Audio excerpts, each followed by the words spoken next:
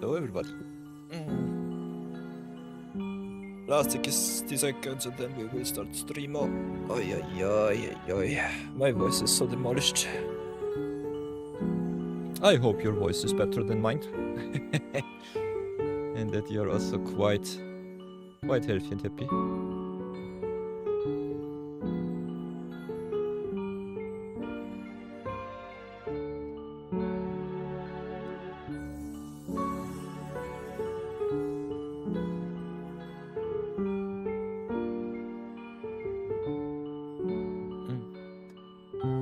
By the way,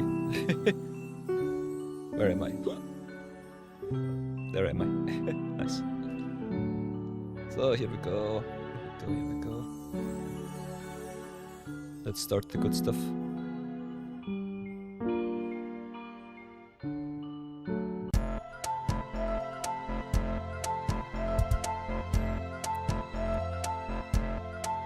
By the way, everybody, before I forget, where do we have it? Chat. Yeah. Finally unlocked the stream elements window.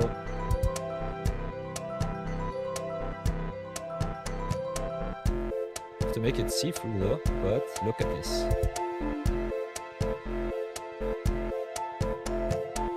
Ha! I unlocked the stream chat. Nice. So here we go. So enjoy that, everybody. Gotta set it the right way, but if you look at that, got it finally to work. So that's kind of nice. Oh, music is a little bit loud. Hope you can understand me nonetheless. Only thing that we have to do is go. Get the stream element stuff. Get it up here, get it up there. Then chuck.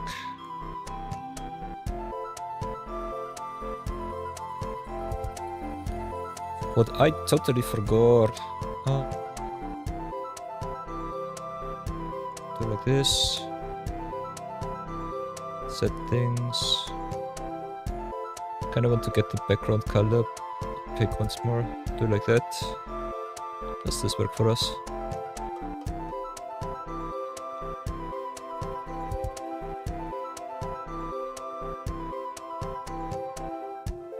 What did I delete? I don't know. Still kinda nasty. Don't know about chat on stream during gameplay, but yeah, we definitely got it somewhere. So, me with my not tech-savvy mind, I got at least something working, so that's fine. As you can see, got some chat box, got some big boy, so that's something. We'll definitely get this more professional with the day. But other than, enjoy the madness once more. Nonetheless, I think we're in a pretty good spot so far. Teenage Mutant Ninja Turtles released, we've got Midweek-Magic, we've got also our 750 gold for the Magic players out there. By the way, how many Magic streams are online today? Okay, Crokeys is online. 1, 2, 3, 4, 5, 6, 7, 8, 9, 10, 11, 12, 14, 16, 18, 20, 22, 24, 26, 28, 30, 32, 34, 36. Whoa. There's a strange streamer there. Okay, okay. So yeah, kinda a lot. Over 40 channels online today for Magic. That's kinda nice. I'll have to see some variety and some other people streaming too. I am back from the grave, so that's something. Unfortunately got my voice a little bit sick. So that sucks. But nonetheless, I'm quite happy to do a little bit of Midweek-Magic and then some other good stuff. So I think we'll go and check that out. So let's do it.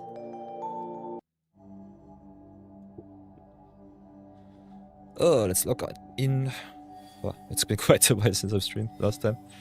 So, nonetheless, standard popper is interesting.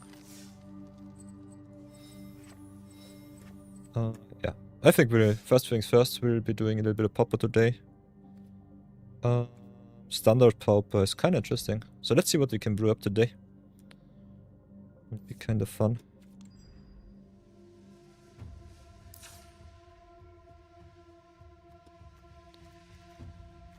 What do we have here? Oh, this is the wrong account. You'll love to see it. Whoops. Just give me a second.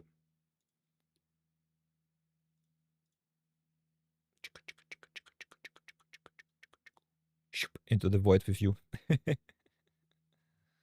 Yeah,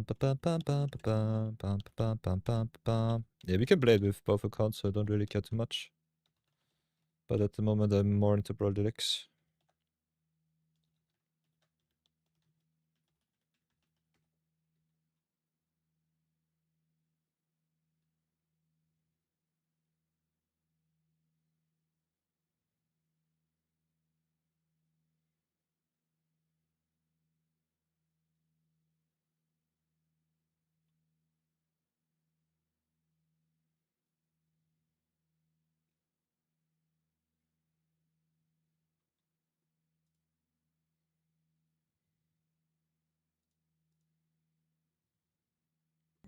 So, here we go.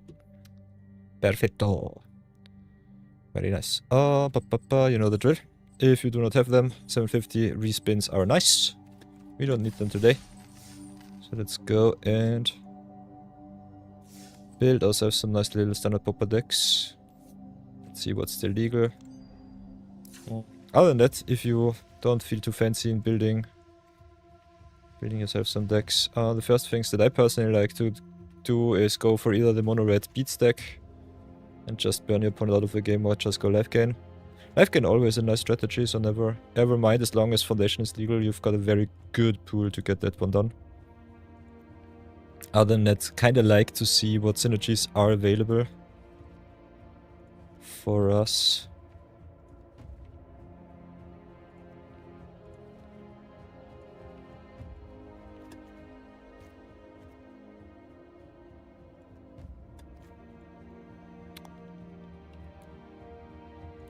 Whoa.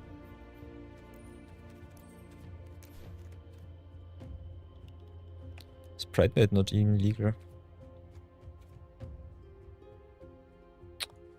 Okay. So whatever shall we do? Standard popper is always a little bit strange, yeah. Cards like Heir Apparent are totally busted, so they have to be banned. So that's a good start.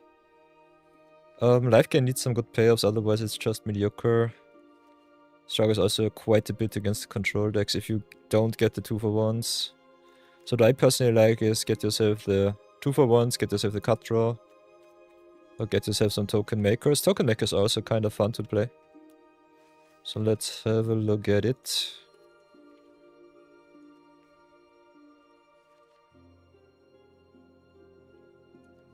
What we can definitely do is, before I forget it, have a look at lessons, but I think lessons is quite weak without the uncommons.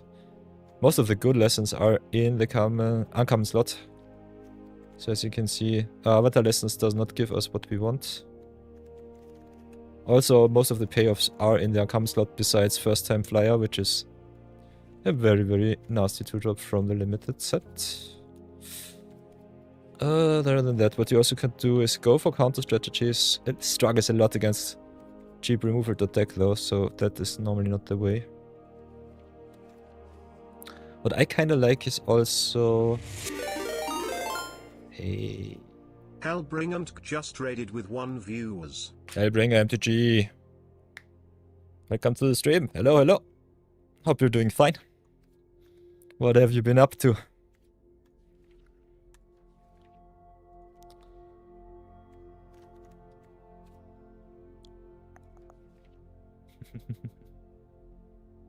Aha, my American viewers. Back from the dead. Coming alive once more. You've been playing some Magic on stream? Nice. Did you check out the Midweek-Magic event? Or did you play some other format?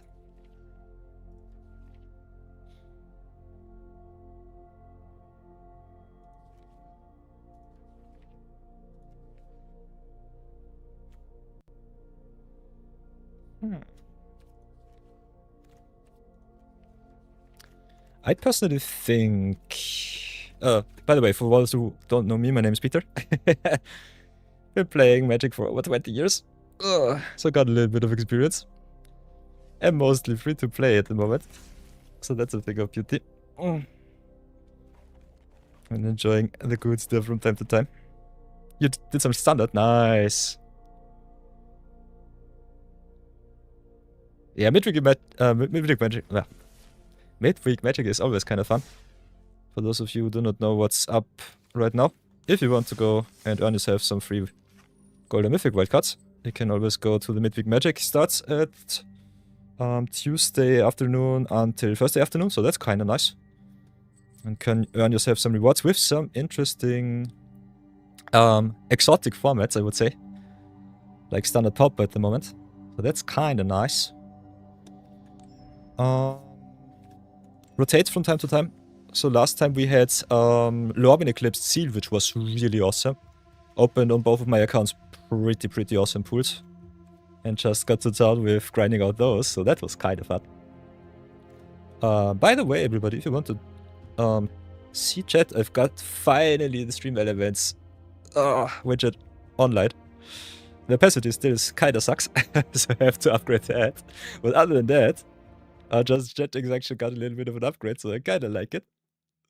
So big shoutouts to Hellbringer MTG once again for this nice little raid. Nonetheless, we get professional ever more with every new stream, so that's kinda nice.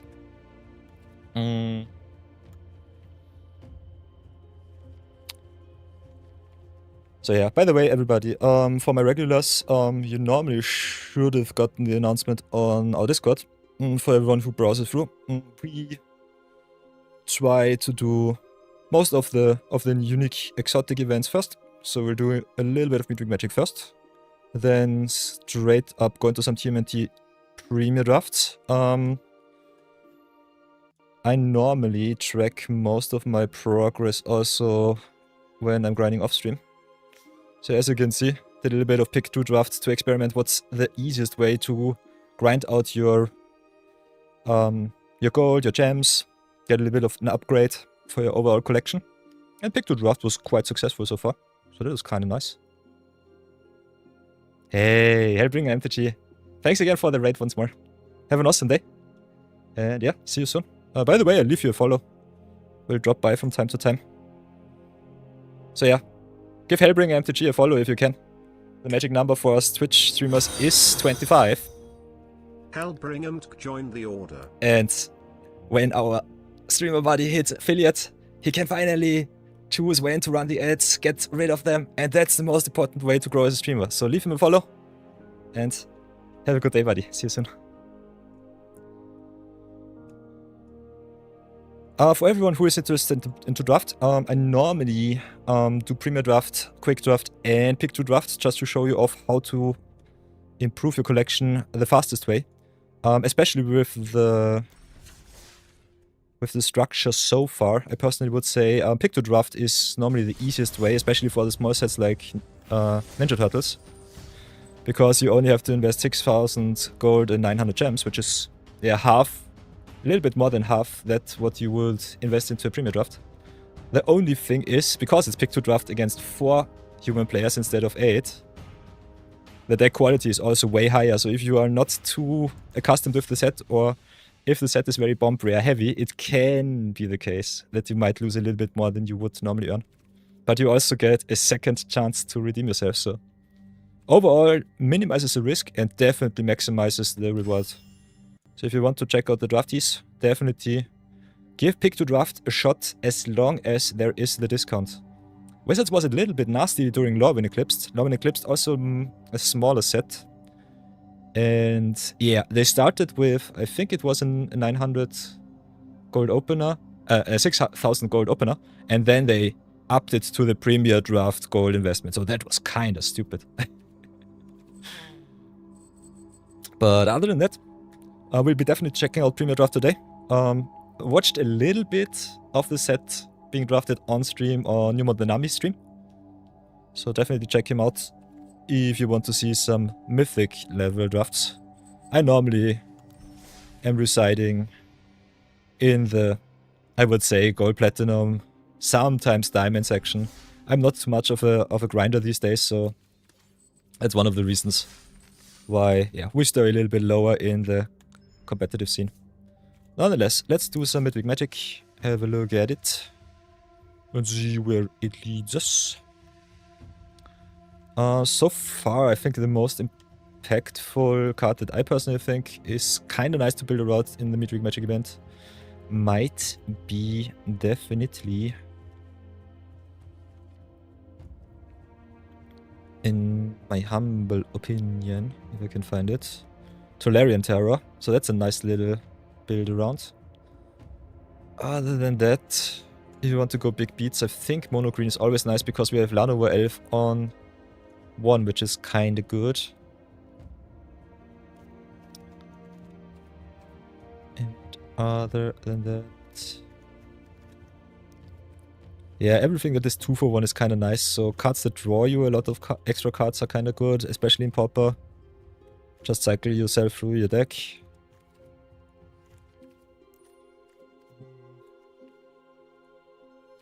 Could also get some draw 2 payoffs like the Otter Penguin here, which is kinda nice. Especially draw 2 is kinda good. You can play Otter Penguin, which gets unblockable, which is nice. You got some very cheap draw spells in Opt, which is kinda good.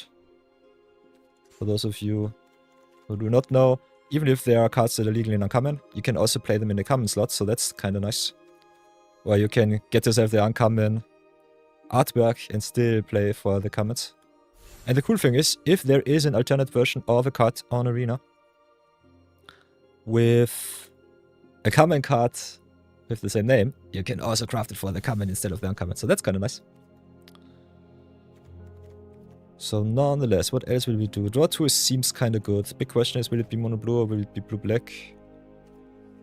I personally think we start out with blue and see where it leads us. So get that done.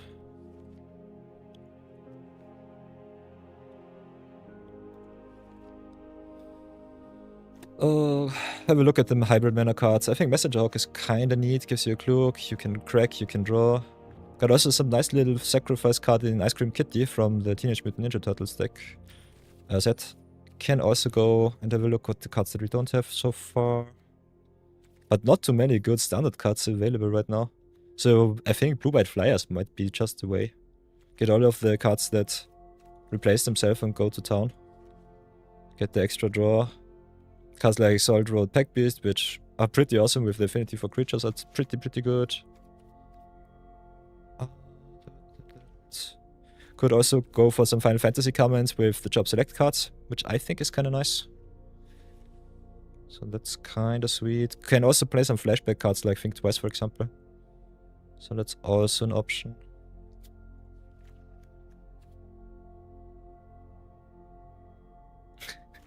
By the way, Think Twice is the OG flashback card of drawing 2 for 4.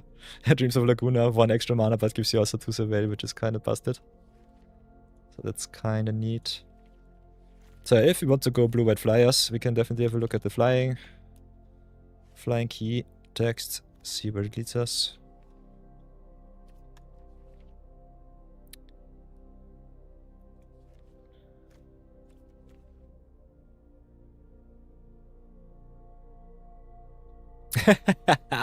You can also play a million Tempest Talks if you really feel fancy. Oh boy. They banned Heir Apparent, but they left Tempest Talk legal. Oh, come on, Wizards, why?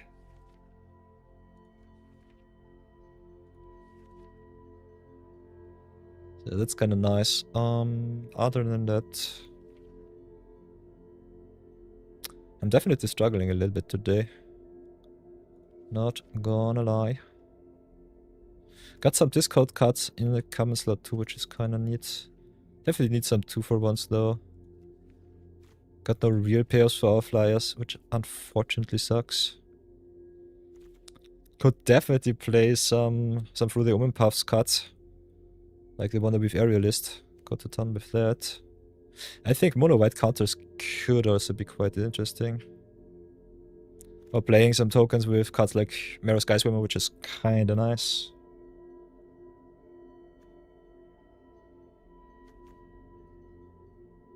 So we've got some options, not too many good ones I would say. Still some solid ones.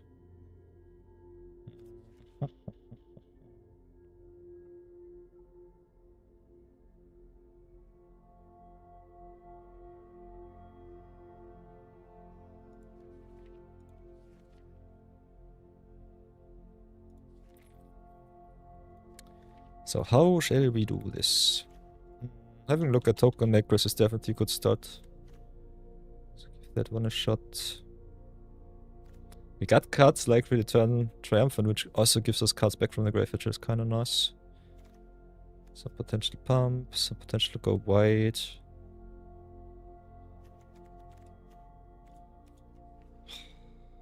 I would love to play some tokens with some team buffs, but I don't think we have the team buffs. Kind of like the Grand Entryway, giving us a token and a boost. So white X token, tokens or white X +1/+1 counters could also be interesting. If you have a look at the multicolor cards overall, what else do we have?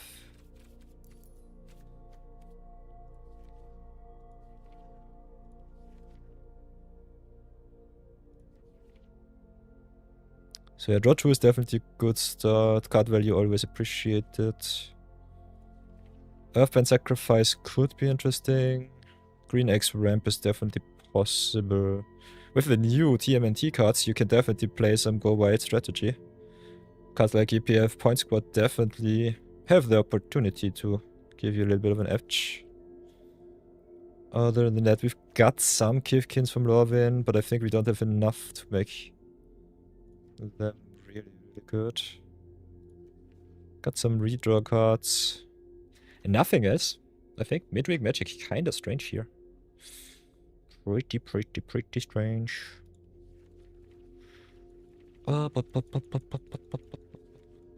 So yeah. Whatever will we do? I think having evasion in your deck is always good. Removal normally sucks in Pauper, so keep that in mind. Normally red the best removal based color combination for your Pauper deck. Can play some cards like Minor Sculpting, which replace himself, which is nice. Like all of the draw cards here in blue white. Kinda want to just try out the draw 2 deck. Not gonna lie. You don't have to overthink it too much. I normally talk way too much. I think Airburning Lesson is fine. Can reset your draw spells, can also get rid of the opponent's opposition to get through some damage. Kinda like to play some early stuff, early game cards. Would love me some payoff though. Definitely have to include some removal. So maybe we should also have a look at the exile and destroy effects. I think cards like Spirant are solid too, definitely has some option to be good. Pacify effects are normally good enough, I would say, in Popper.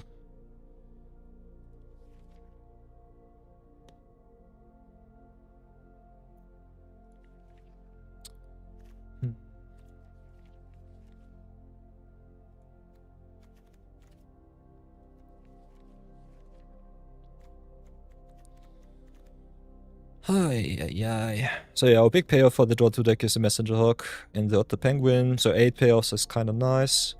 Extra draw here is sweet. Destroy effects in white and blue are far in between pretty bad, I would say. We've got some nice cards like Coordinated Maneuver, which can be solid. Normally you just want to be a bit down and pray that it's good enough. So I think this will be our strategy here too.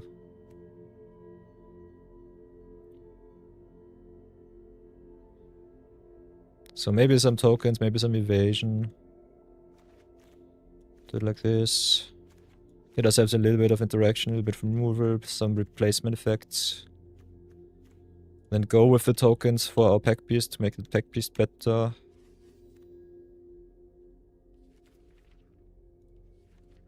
So what do we have for token makers? Only 3 jobs, which is kind of nasty. Got some really good token makers and also some potential interaction with their rescue mission, which is one of the better cards I would say for our deck. Can also play some recursive life gain loops with Tinker's Toads, for example, which I personally think is okay-ish. Gives you also free permanence if you want to water band. Do we have some water banding? That's a big question. Not really. So that'll let us down a little bit. How many creature spells do we have? Only 16. Could drop the Opt. Get more token makers in. I think Opt is fine though. How many card draw spells do we have? 4, 8, 12, 16 should be fine-ish. Other than that, recursion for our 3 drops could be nice. So return triumphant, definitely possibility. Also gives our flyers a boost with the hero roll, which I kind of like. Kind of like it. Otherwise, I think getting another creature suite into the deck is better. Only question is what we want to get in. Could play some cards like the auxiliary boosters, which is kind of nice. Or as I said before, the job select is fine.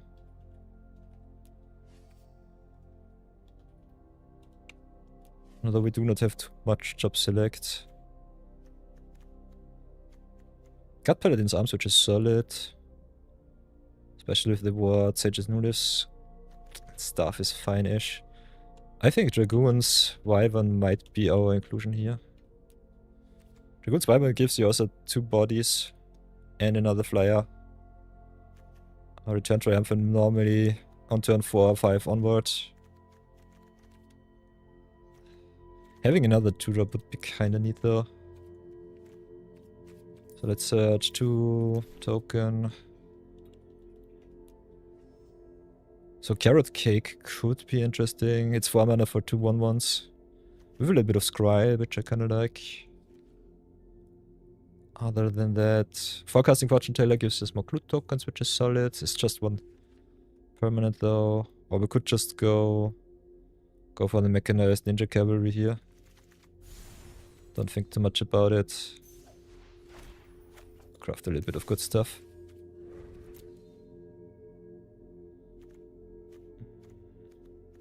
So I play it like this.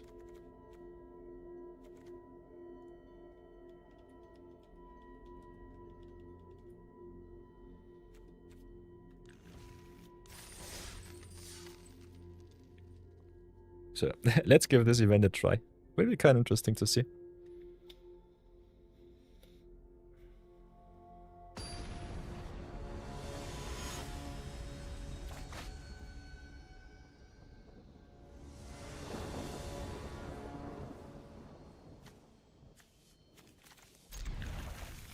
Kinda nice.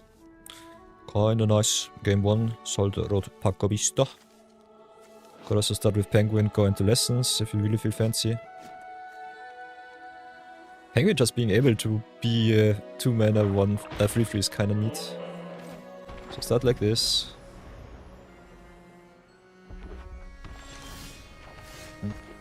could also go play cavalry. How would this play out? Yeah, I think we'll just play penguin here. See how much removal our opponent plays.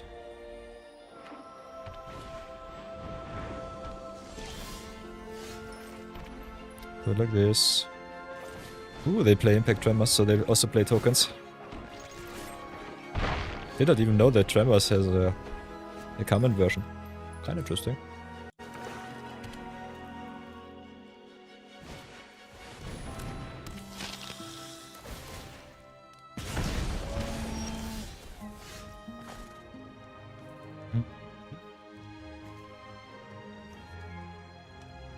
So yeah, resetting the enter the battlefield trigger ability is kind of nasty. Still think we have to do it. Them playing 3 colors is kind of crazy, not gonna lie.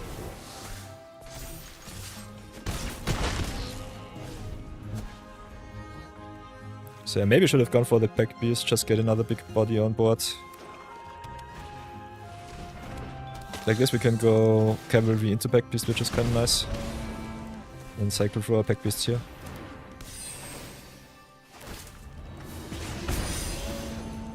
Okay, island is fine. Can also go for Tinker's Toads here.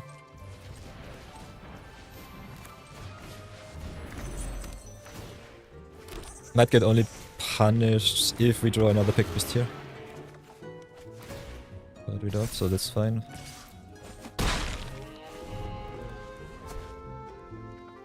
Our opponent playing 3 colors, so crazy.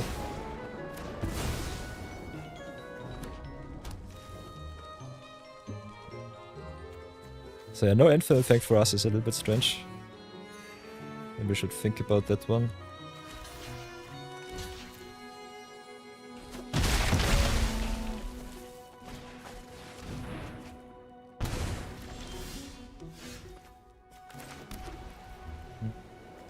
Opponent also got some enchantments which we can get rid of, so that's kinda nice. So what I think we should do is get rid of the tremors, because we don't have life gain and we might die to it. Kinda like getting rid of the creatures though. Yeah, I think we have to get rid of the enchantment here. This is why we play maneuver, so that we can't get rid of the opponent's value cards. I think we just pass for now.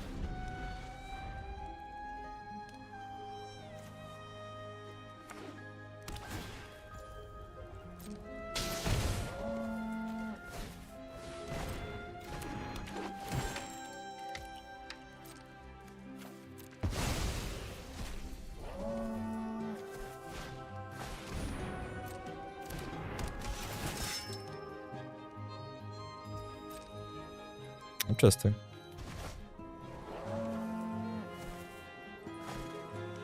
Interesting that they don't reset the white major stuff.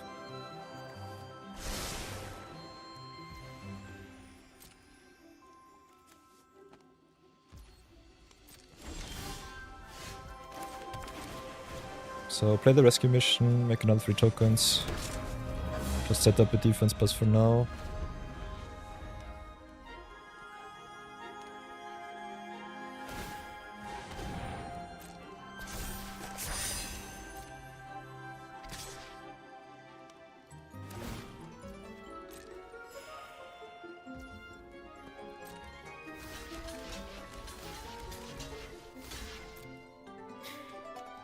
This is so stupid.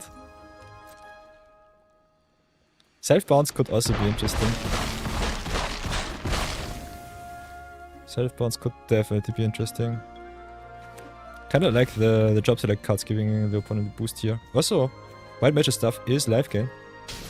So that might be interesting, especially with our evasive creatures and our flyers.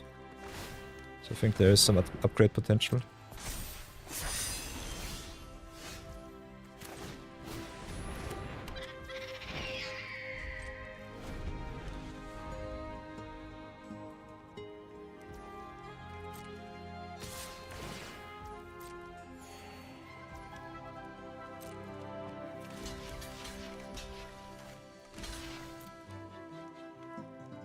Do they have some... Nah, they have some removal, this sucks. Ah, they have another lightning strike, unfortunate. Because it's a 4-3, I don't want to attack with too many creatures.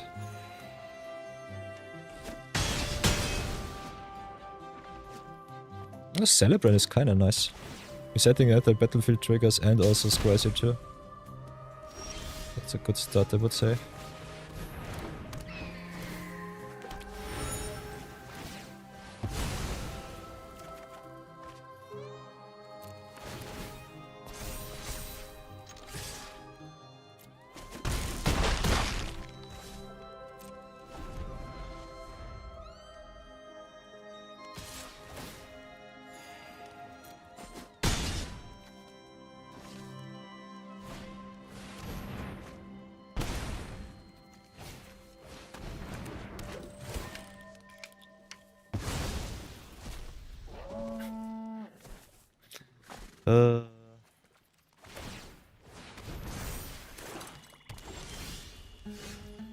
Come on. Such sadness.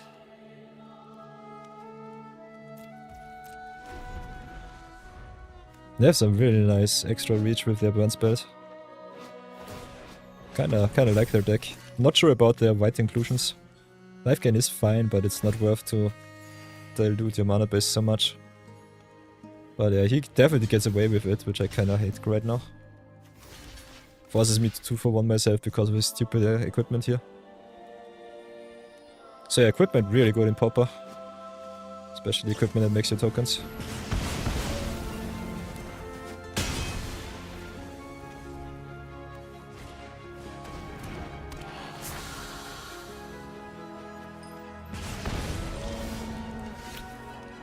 Unfortunate.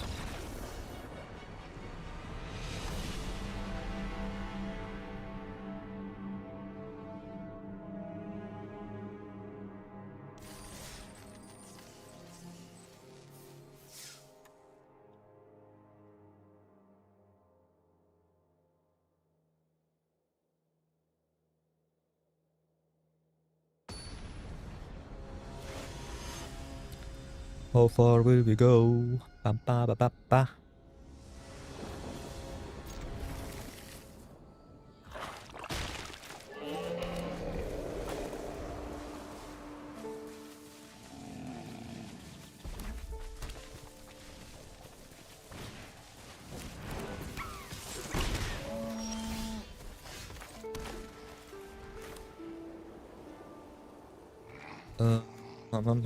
Yeah, I think we go defense. See how far we come.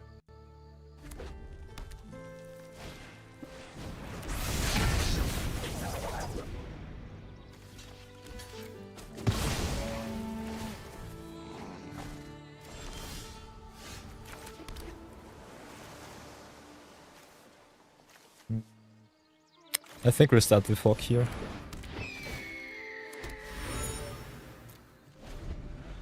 Mono Red definitely has a good edge. Not sure about Penguin. I think Penguin is nice. I think value-wise it's one of our weakest cards. Just a good payoff for draw too. Okay, let's go draw some cards.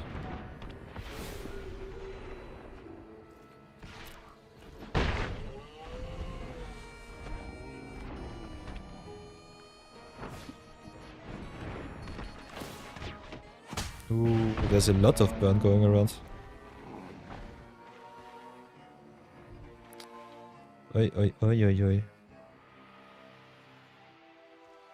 So yeah, this Midweek-Magic event's kinda strange. Not gonna lie. Oops, so let's shrink myself a little bit.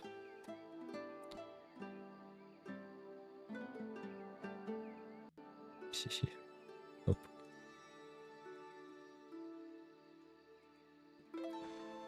Yeah. Let them hit me for 2, that's fine. That is totally okay.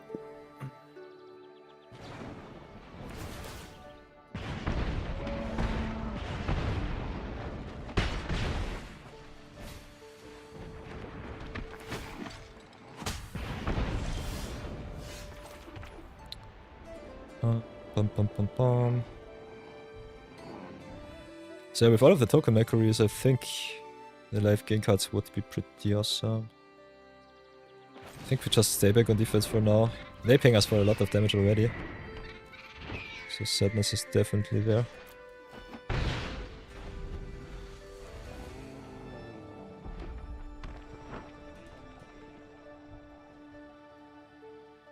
Mana wise they also unload quite easily with all of their 2-drops here. That was what I was afraid of. That mono red is too busted once again. But yeah.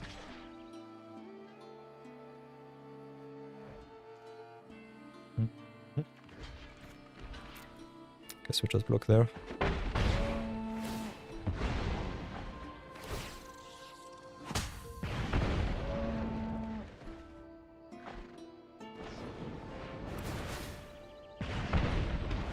Oh no, they have another lightning strike. Yikes.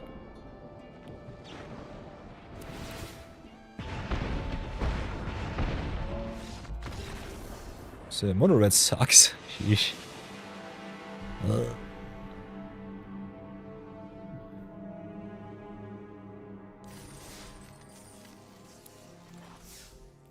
So whatever can we do? Yeah, Penguins is fine, not good enough. Hawk is also kinda fine. I kinda like to meta the meta game. I think red is really strong. We've got some good cards though, so maybe try out the Interlink Sanctifier. Some extra life gain cards. Like the life redo, for example. Not sure if it's good enough though. Give it a try, I would say. Got no real life gain payoffs, and all of their burn spells get rid of their life gain cards, so not really sure if that strategy works out for us. Our interaction is also kinda cheesy.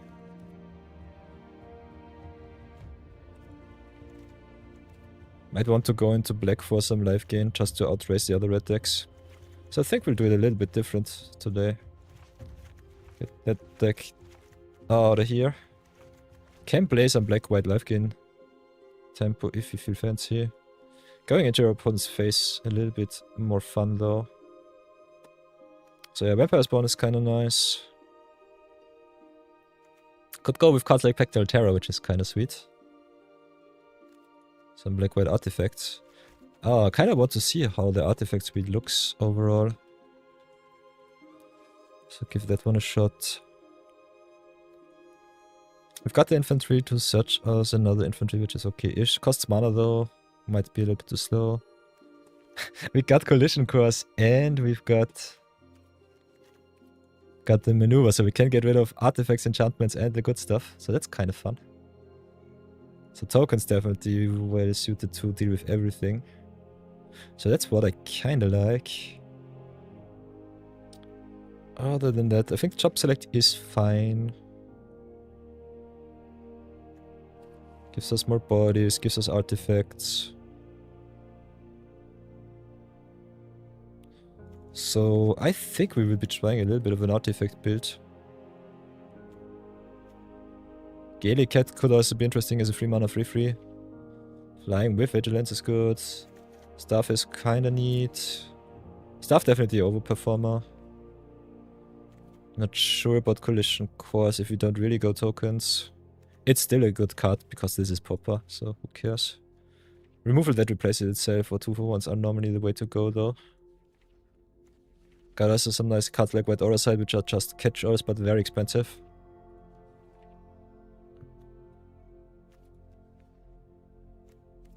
Go for the not collected cards too, because Teenage Mutant Ninja Turtles also gave us some artifact payoffs, some mutagen stuff.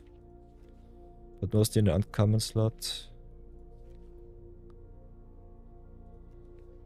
So whatever will it be?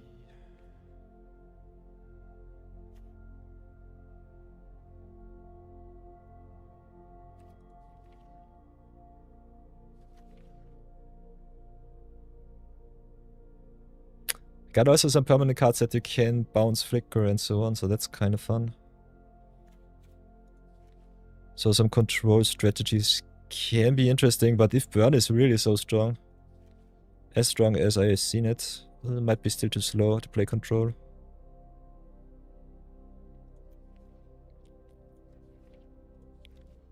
So how can we solve this meta game? How?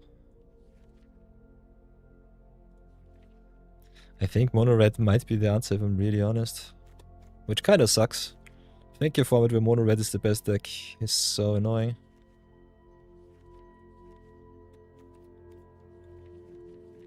And the big problem is the mono red deck has so many angles. It can burn with spells, it can burn with creatures. Ugh. Mono red definitely has a very good suite of cards available.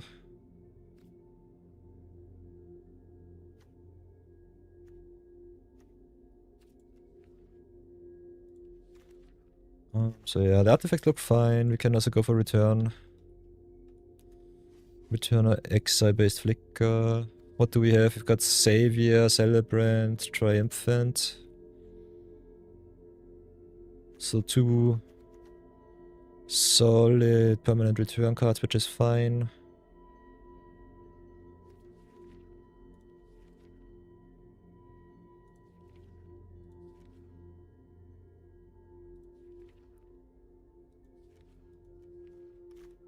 And that life gain into battle, that kind of stupid strategy of burn.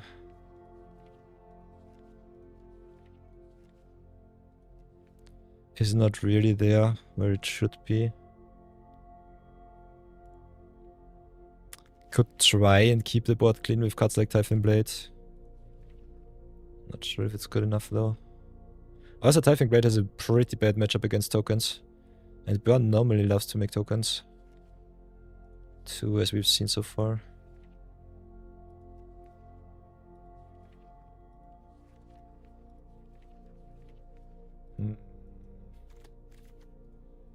So yeah, I think Burn is the way. Not gonna lie. If you have a look at the pool overall, I think Burn is the easiest way to play the game. Big question is, will it be mono red or will it be black red? I think black red might have a better matchup overall. We'll have to see though. I'm not 100% sold on that. Because lightning is always good. Can play Shark Plasma Bolt if you feel fancy. Vibrant Archer is busted, that we know for sure. Impact Tremors. Ooh! From Foundations. That's nice. I like the alt art from...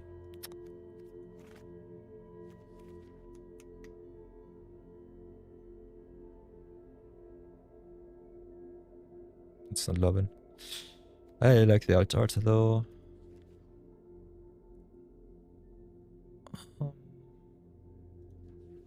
So who else do we have that deals damage? We said an Eldon 3 makes 2 creatures, which is fine. Black Mage's Rod, Archer is good, so that's our non-creature burn spell suite. Can go for even more if you feel fancy with Quadruple Black Mages, which is solid, I would say. Other than that...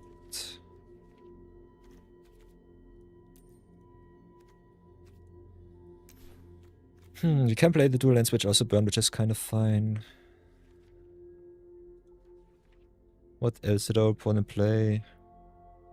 Hey, listen mal. Hello, my friend. The end.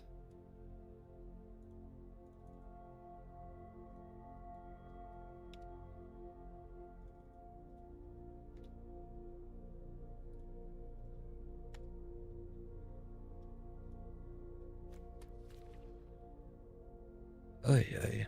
How do you do some mal? What are you up to these days? The end boss is full. Whoops. You're bad. Full name.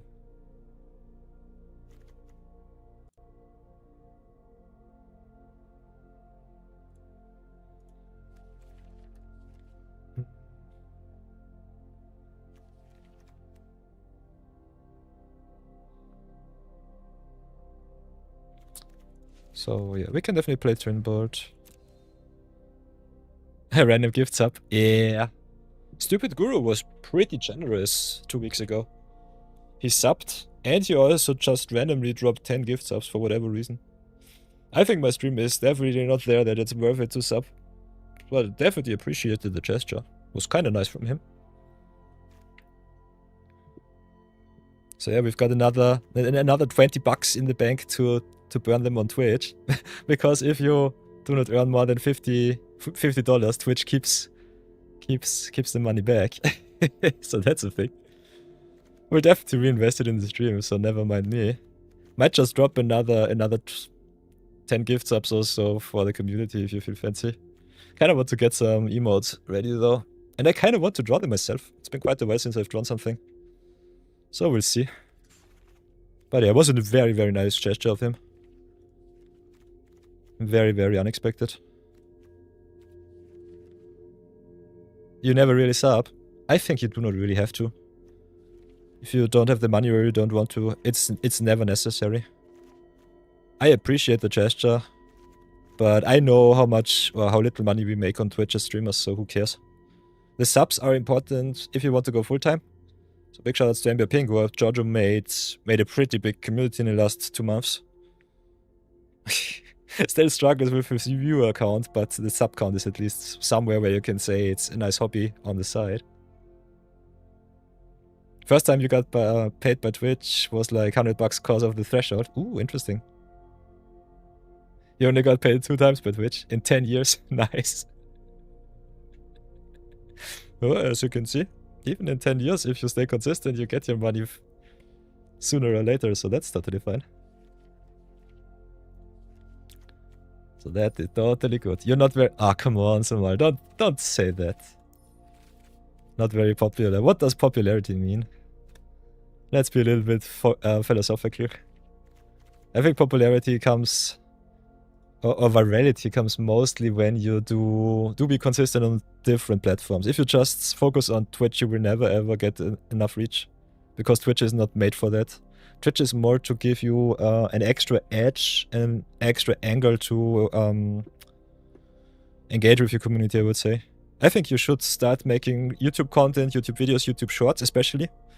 And when the shorts pop off, then your stream normally also pops off too. I've been in Sebi stream yesterday the whole day because I had to work on the side. And yeah, Sebi said it himself. His stream chat popped from 200 concurrent viewers to 500 in the past 12 months. And it's so overwhelming for him that his viewer count exploded. Quotation marks. Exploded for him, doubled in size on YouTube and on Twitch. He cannot even read Twitch chat or YouTube chat anymore because it's just chat soup. You tend to polarize. If you tend to polarize, it should be even easier to get yourself a good traction. And I think if you look at your follower count, I think it's even better. You've got 446 followers, so come on. As Ludwig said so legendarily 2 years ago, bigger number, better person. So you are 4 times the person than me. If you want to look at it like that. Yeah, I'm also pretty lazy with editing, so that's also a thing. So give me a second. By the way, Samal, I've got something here. Look at this. This monstrosity. I've got ourselves a nice Twitch chat here. It looks terrible, but at least it's something. We finally made it. Big oof, yeah. Still kind of nice. We also got a just jetting section here, so that's kind of nice. So I think on the overlay I will still keep it off, because I personally don't like it. Could be better if you make it transparent, but for whatever reason Stream Elements does not give it to me. You had so much content. Oh no, don't tell me you deleted everything. But yeah, depending on how time sensitive your content is, it can be also the case that you don't even need it anymore. So keep that in mind. Big oof. Especially Magic content, I think, is very, what's it called? Time sensitive. Most decks that you make are irrelevant in 2 or 3 months time, because the new set drops and then every new deck has to be upgraded. So I think Magic content is Make it, drop it, and see what sticks. It's like throwing mud at the wall. Not everything will stick, but something definitely makes a mark. First time you streamed was Hearthstone. Nice. Shed mic, shed quality. Yeah, my microphone is also not the best, but I think it does its duty. It's fine. I think the most important part is a good microphone. You don't even need to have a good camera setup like me. Even my Logitech is just a potato cam, so who cares? So it does not matter too much. Yeah, it's been quite a while, a long time ago. You use a snowball now. Oh, let's have a look. What's a snowball? Snowball camera.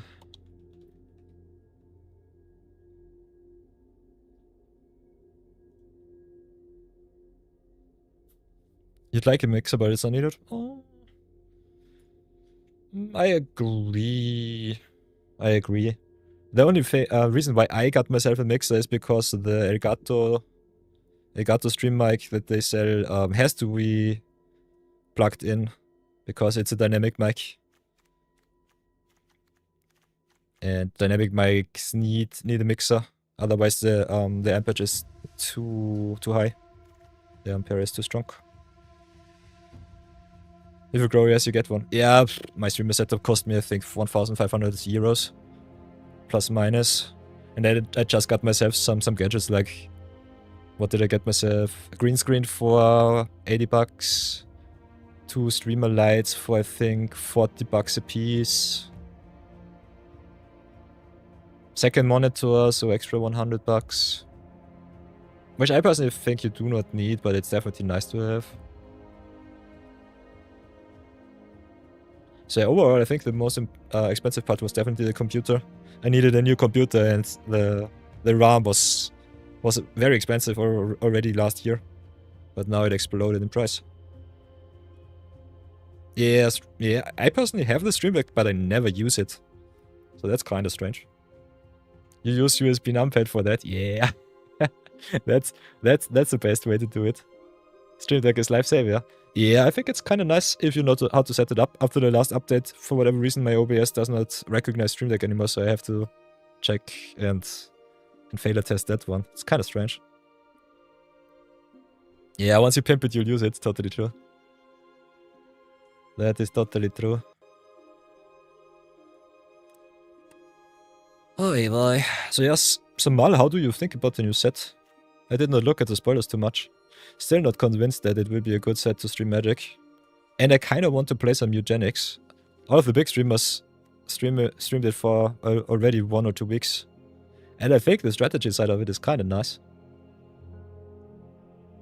Just gonna say that we'll use everything of the stream deck. That's totally true. You will not buy a single booster in real life. Not like you do a lot anyways. Oh. Yeah, I cashed out of paper products also, I think 2 or 3 years ago, and I never ever looked back. I think having a nice collection is fine, but just to stay competitive, it's not worth it. Yeah, this set, the artwork is not really enticing. Not sure about it. So is our black stuff worth it? The answer might be nope. I like the life gain for the mirror match though. Other than that, it doesn't really matter. Let's get this on the show. Let's throw it on the show. What do we have here? Rough Veil for every creature, which is nice with tokens, so that's good.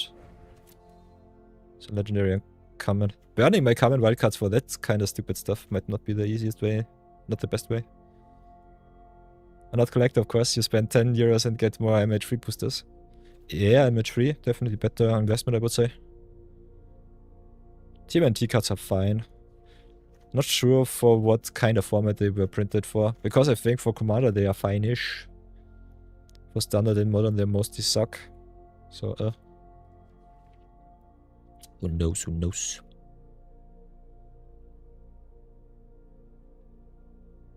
You don't know how much a Modern Horizons 3 collector booster is right now? Oh.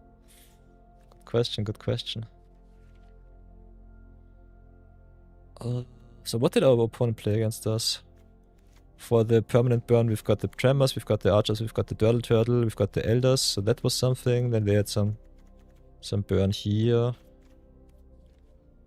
Could play some shock. What else shall we do? But despair. Ooh, 43 euros. Oof. Yeah, especially the Viola boosters definitely increased quite a lot in price.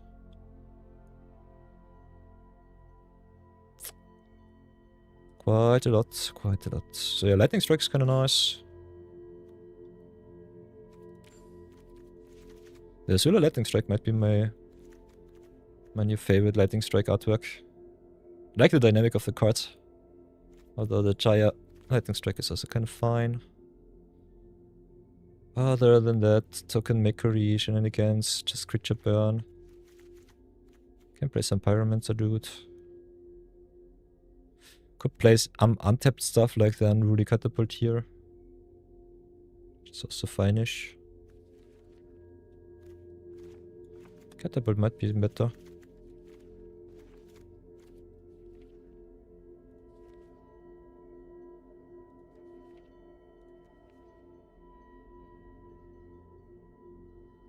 Not gonna lie, every time you see one on a Resident box at the LGS you get some, you cannot resist. Ooh.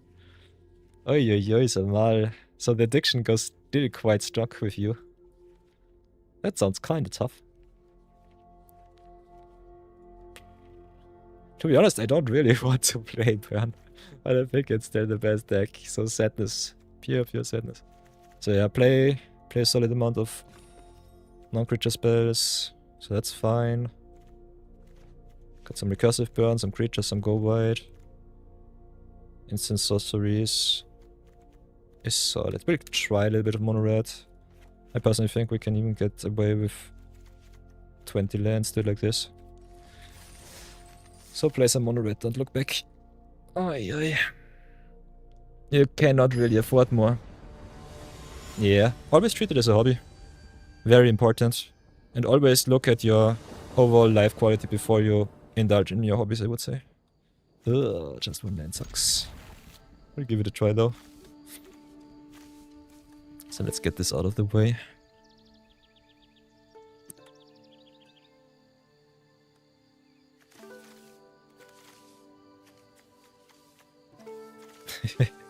Magic the Gathering, the goal of streaming. Ay ay ay.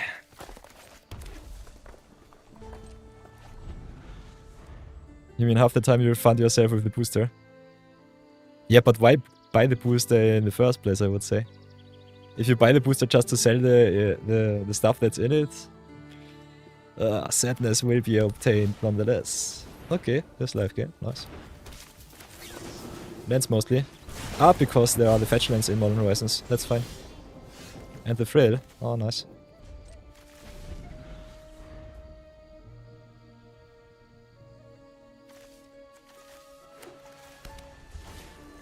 So yeah, I personally am kinda surprised that I'm once more in a 1 hour midweek magic loop. I don't like it one bit. So yeah, they gain 1 extra life because I'm stupid. Me missing my land drops also kinda sucks.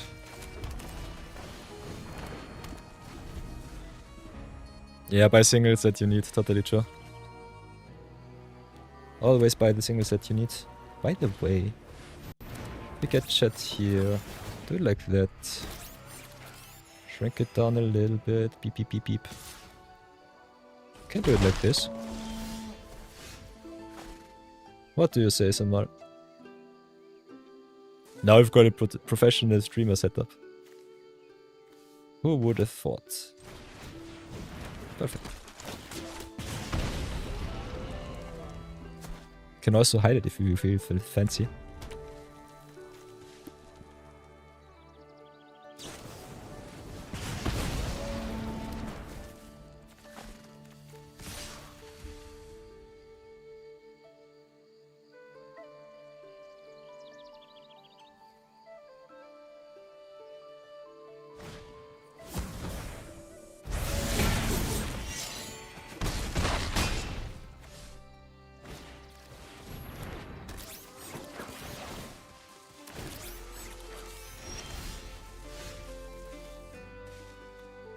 Ooh, Leonardo is kinda nice for the token stack. Totally overlooked that one.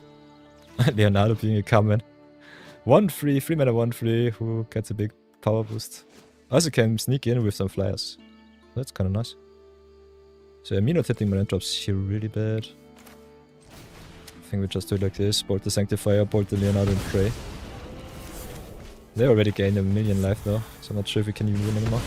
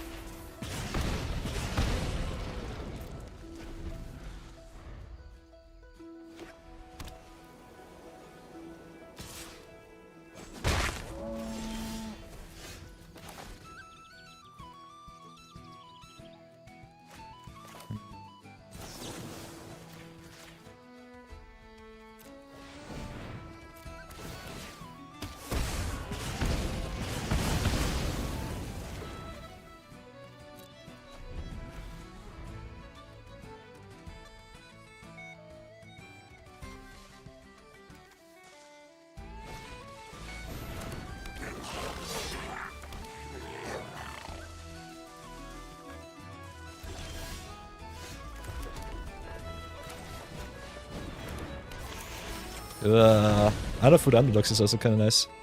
Making your stuff unblockable is really, really good.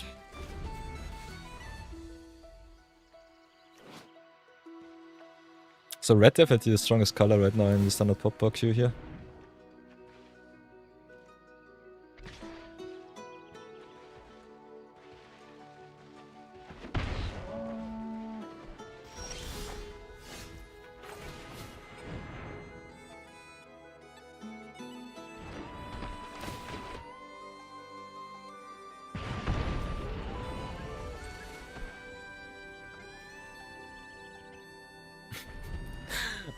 Standard Popper looks so sad. This Midweek-Magic kinda sucks. Totally understand Bambit when he says that sometimes the events not really are making much fun.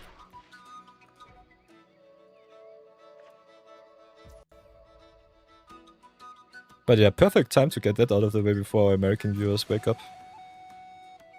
I think from 2 to 4 there should be a little bit more activity. But yeah, it's also Wednesday. Wednesday normally sucks to stream. Oh. Ooh, Leonardo sneaking in and then getting the boost is kinda sweet. That's very nice. I kinda want to copy that one. Not sure about the life gain, but otherwise the evasion is nice. The Leonardo is a big inclusion in the deck, gives a lot of aggression. Kinda dig that one.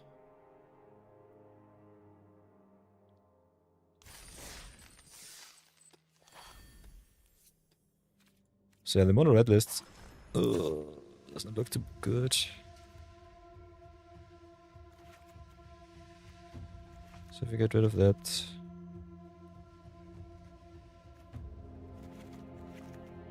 A little bit more interaction.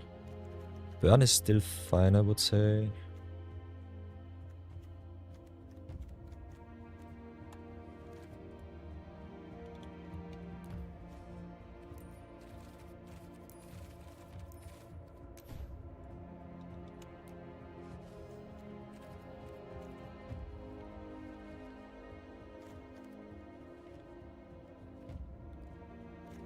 Did I have to solve this format from scratch? Kinda nasty. Kinda like Guidewing here. Guidewing dying is a little bit strange. The Meth token is nice though. And that I think City Pigeons is normally the way. If you want to go with the life gain route just to be able to raise a little better. Healer's Hawk and City Pigeons is a good start for the sneak stuff. Sneak could also be just interesting.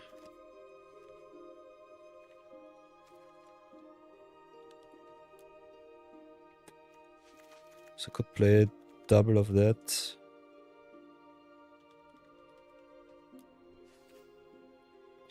Kinda hate to craft all of the cards from TMNT here. Not sure about that. Give it a try though. Have a look at the sneak cards. Not too many good sneak cards. I think Leonardo is the best one of all. So I have the flyers, I have the sneakers. Then we have also an web if you really feel fancy. I've got Darwell, which is fine. So could do some enter the battlefield bounce shenanigans if you really feel fancy.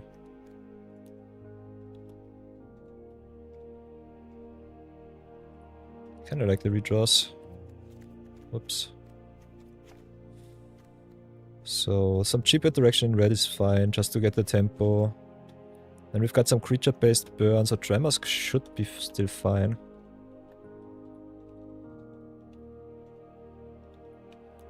Copy the goats, I would say.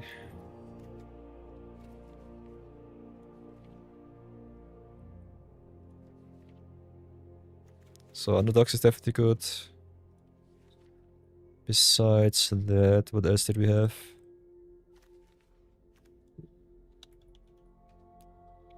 Blocked stuff cannot be blocked.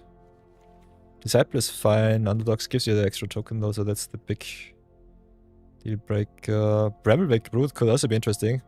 Just a 3-mana creature which can be really big and annoying for the opponent. So Brood definitely has some upsides. Other than that, I think the deck looks fine-ish. Not sure if we need that much burn. Like the evasion. Only a small evasive stuff for Leonardo, a little bit strange. And then yeah, we can get the Brawl Bluffs in just in case.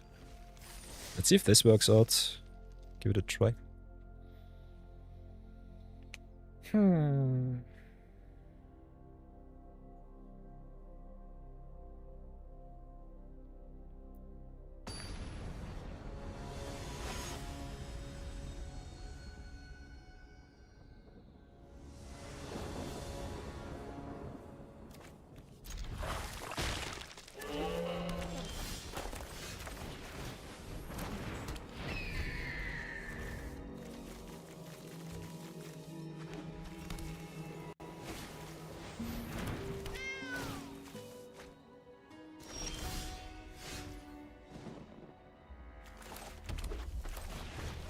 Big problem with the Dirty Turtles is that they are legendary, so that's kinda strange. And that I think they are fine. But drawing multiples of them is really, really bad. So yeah, Teenage Mutant Ninja Turtles has the same problem as Spider-Man. That all of the commons and uncommons are legendaries, and that's kinda nasty. That just sucks.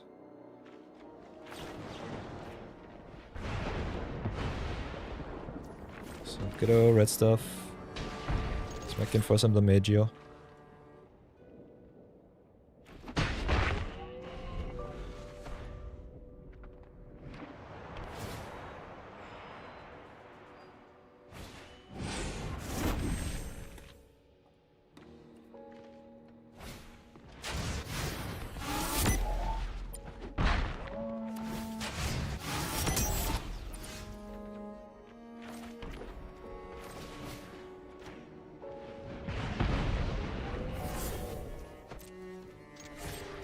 Oh, that was stupid.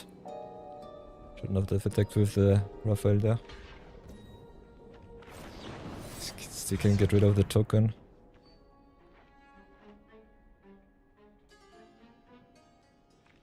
By the way, Samal, how did they get their token?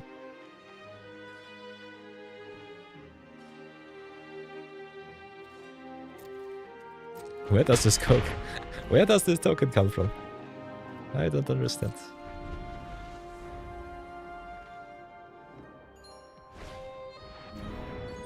So yeah, chat, if you know the best deck in Standard Popper right now, kinda want to get out of this Midweek-Magic event as fast as possible, let me know. Other than that, we'll try a little bit. Life gain.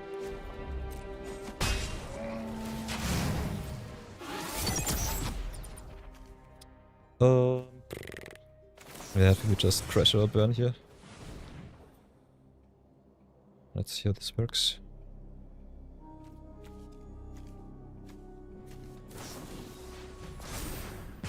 What the heck? Pump spell. Okay. So this kinda sucks. The legend's really, really bad here. Go like this.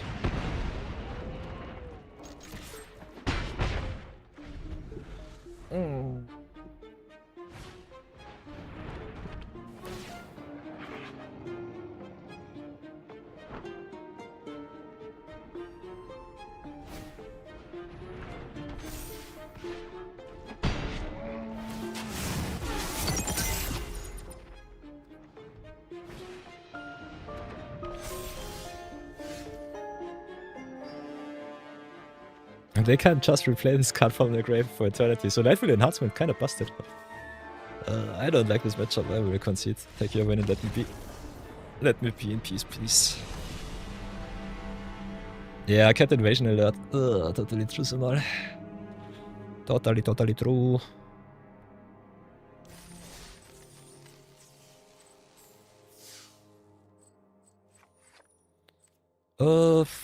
Yeah. This is kinda strange. Ooh. Cat on arena, cat on your lap. Perfect. Perfect cat stream. So yeah, this kind of setup sucks, not gonna lie. I think pressuring out your opponent is normally the easiest and most fun way to play the standard event. So token is normally where it's at, life gain is where it's at to get rid of burn. Value is normally what you want the most. Speed is kind of interesting. Max speed is one of these mechanics, which kind of sucks because it just stays around permanently.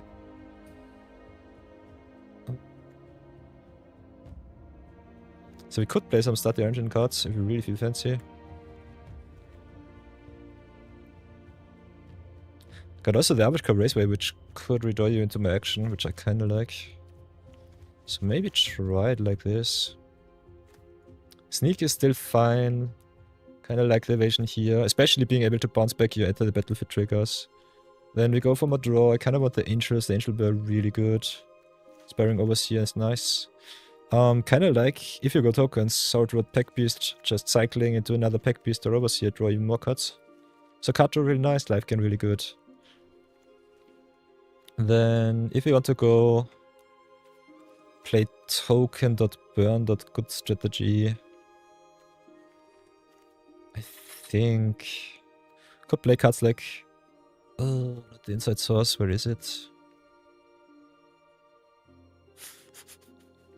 Never mind me. Never ever mind me. This Midweek-Magic event makes me really sad. Not gonna lie, it's kinda tough out here. Kinda tough.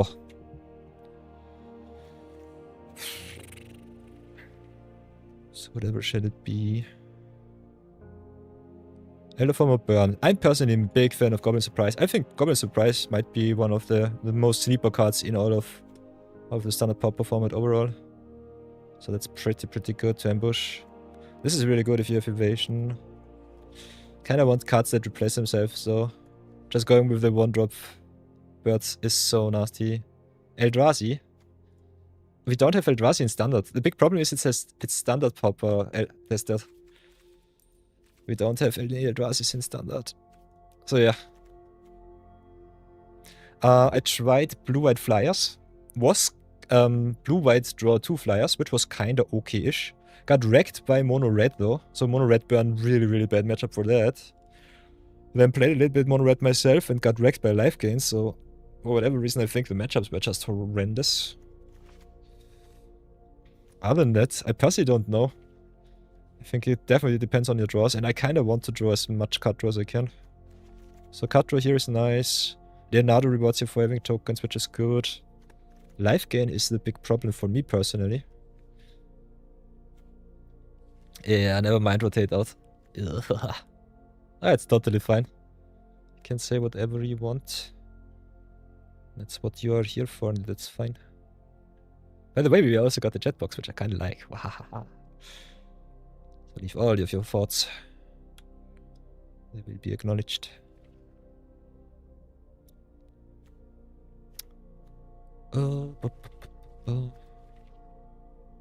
Yeah, they added Popper for the Midweek-Magic event.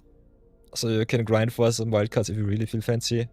If I don't like the format, especially on my premium account, I normally just dodge it and say, who cares? 2 extra wildcards, or 2 extra random crafts on this account does not really matter too much. As you can see, my vault is ever so close to 1000%. And I still have a solid amount of wildcards left in the tank. Yeah, it's standard Popper. Totally true. Totally true. So yeah, I'm not sure. If you want to see me play some limited or some constructed, let me know. Kinda wanted to do this very fast at the beginning of stream, but sheesh, we're already 1.5 hours into this kind of challenge and it sucks. I hate it with a passion. It's really annoying me right now.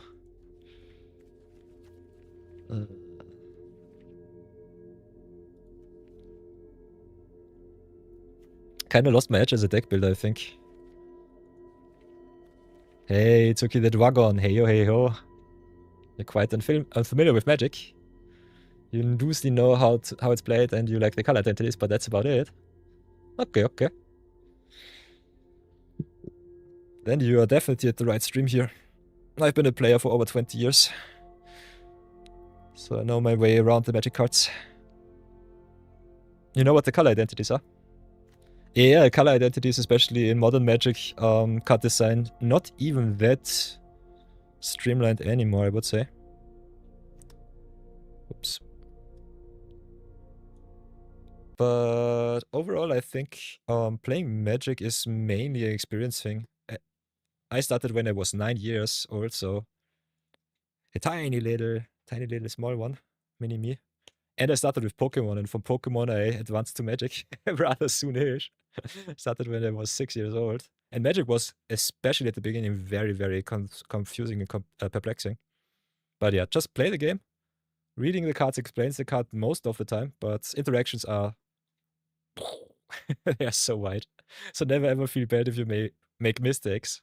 Which is also one of the reasons, by the way, to play free-to-play Arena, so that you can get a little bit of the hang how the game feels for you. And also don't have the pressure to buy all of the cards and then just cannot play the game. You know, in general, light is healing, dark is sacrifice for power, red is damage, blue is control. Green is big mana, big creatures, yeah. Ooh, Desert says white-green auras could be interesting. Can give it a try if you want to, Desert.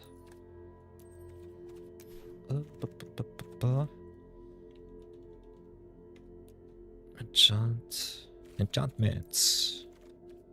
What I normally, especially in Standard Popper, kinda want to check out how is the matchup against the red aggressive decks, the token decks, and the life gain decks. Those are normally the top contenders for some really bad matchups. I personally like green, especially for Standard Brawl, because you also have Lana Wave, so you can ramp up quite easily.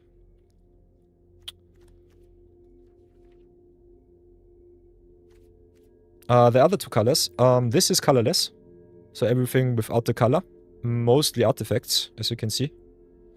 And the other thing is multicolor, so everything that is more than one color. So red, blue, green, white, in combinations. Heliod's Pilgrim. Ooh. Heliod's Pilgrim being able to search is kinda neat, that's a good payoff. Don't tell me we don't have Heliod. Oh no, I think Heliod's Pilgrim with... Was Heliod's Pilgrim even legal in Standard anymore? Theros has been quite a while since it was legal. Or is Pilgrim... But I have not collected. I think Pilgrim should be in Foundations.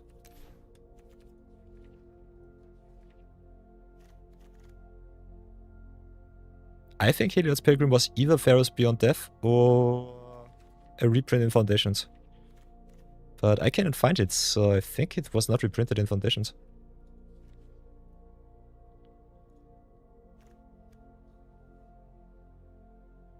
You're kinda curious how difficult 5 color is to play. A 5 color can be kinda interesting if you have a look, by the way. just to make a 180. If you have a look at 5-color decks, especially during deck building, one of the most important things that I would recommend you if you want to start build a 5-color deck, have a look at your lands and get all of the good dual lands in. So yeah, 5-color normally definitely advanced strategy, especially in one-off formats like Brawl, because you need so many good lands, otherwise it's just so slow that you will die to every 1-color, 2-color deck quite easily.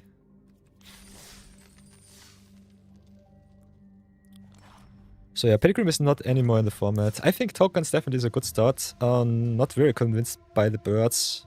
Can always bounce some token makers if you feel fancier, so think that is kinda okay. Ninja Cavalry also from the Turtle set, so that's good. Got a solid burn suite. I think overall red, white, aggro is fine. If you draw the multiples with the rough value and so on, it sucks though. So I'm not sure about that. Sneak can be also kinda nice, just with having some recursive card draw. So I think our biggest problem is the card draw here. Yeah, so many cards missing on Arena. Totally true, Samal. That is totally true. So yeah, Inspiring Overseer costs 3 mana, but it's still nice. Pack Beast can be just 1 mana for free, which draws you another card, which is awesome. So big fan of the big creatures, especially if our opponents just play a lot of burn, which caps out at 3. We can go for the max speed cards if we really fancy. Because Lightweight Enhancement will just get awesome the longer the game goes on. This card is irremovable late game. Other than that, if you play enhancements and equipment, I think it's fine to go for maybe less burn, because it's 1-for-1 removal. Not the biggest fan of Roughwell, just because he's legendary and in multiple sucks. Kinda like me more flyers, especially cheap flyers or token makers. The only reason you're curious about 5 colors is a friend ended up making you a custom magic card of one of many OCs with one of those custom builder things. Nice. X cost Planeswalker with a board wipe ultimate had the ability to temporarily become a creature. Nice. Very nice one, Tsuki. Very nice one. 2-1-1-2 that endures. Oh, that kind of seems nice. We can have a look at the endure cards too from Dragonstorm. King card is definitely one of the best token makers overall. Just having that extra toughness is so good. Other than that, the board wipe they made is apparently pretty unique too, given it wipes lands. Uhaha. So yeah, if you ever will learn something in your magic experience in the future, destroying lands is the most obnoxious thing that you can do to a player. That's totally a thing. Yeah, it basically resets both players to square one, and if you keep your Planeswalker around, you're the winner. So yeah, that's definitely something. By the way, chat, we've got a short little ad break. So don't feel bad. I pause during gameplay if I can. And yeah, during deck building I think you don't miss too much.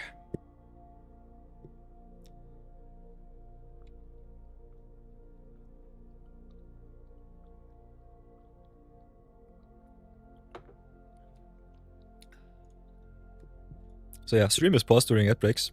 So I will never ever start the game while the ads are running. Keep that in mind. Just for you all. So that's no problemo. Other than that, a big problem that I have is if you don't have evasion or big boys, you just will never ever win the game. So one of the reasons why I love Unfold Underdogs gives us a solid win condition here.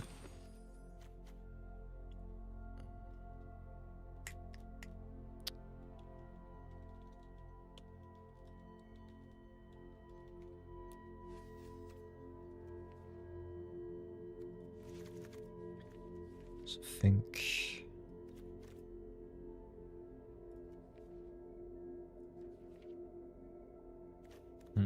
could go Impact Tremors, could go Burst Lightning, do it like this.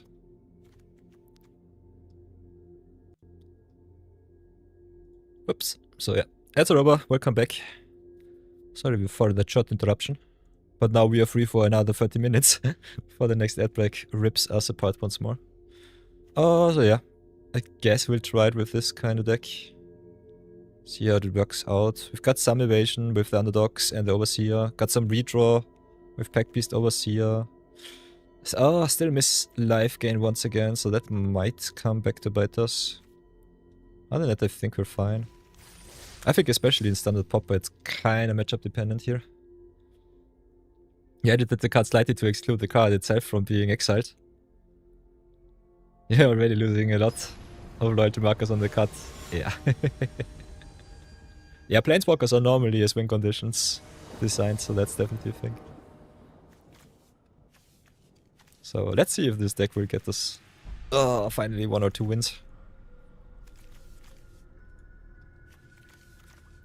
So yeah, these kind of challenges are pretty neat because you have the opportunity to improve your game in deck building. Some people hate deck building and just want to net deck, so they normally skip these kind of events, which I definitely get to.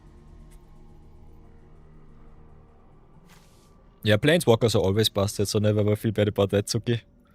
I think it's not possible to make Planeswalkers fair-ish. Because if they suck, why are you playing them?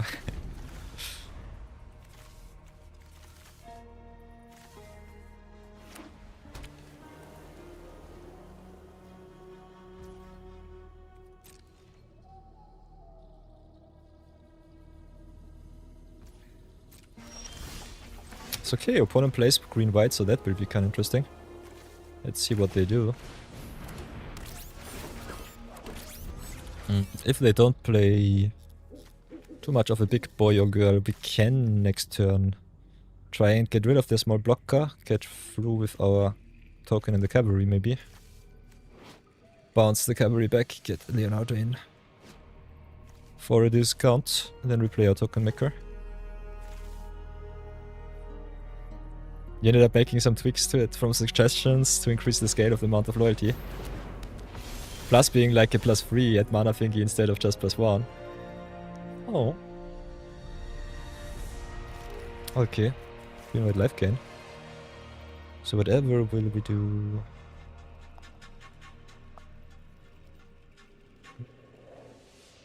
So yeah, they block cavalry. Make me sad. I think we still try it like this. Just to make it and see if they block, what they block. I guess I go for the cavalry, which is fine. Can sneak in Leonardo. Can also just hardcast him if you really feel fancy.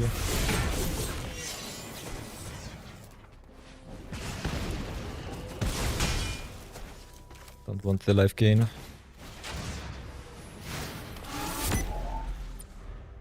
Just do it like this.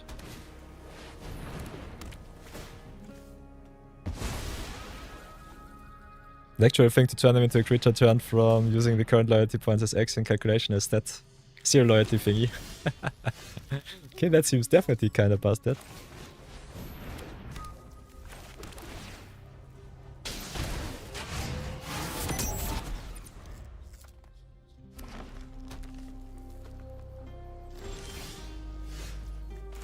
Using extra loyalty also sounds kind of interesting. I dig that.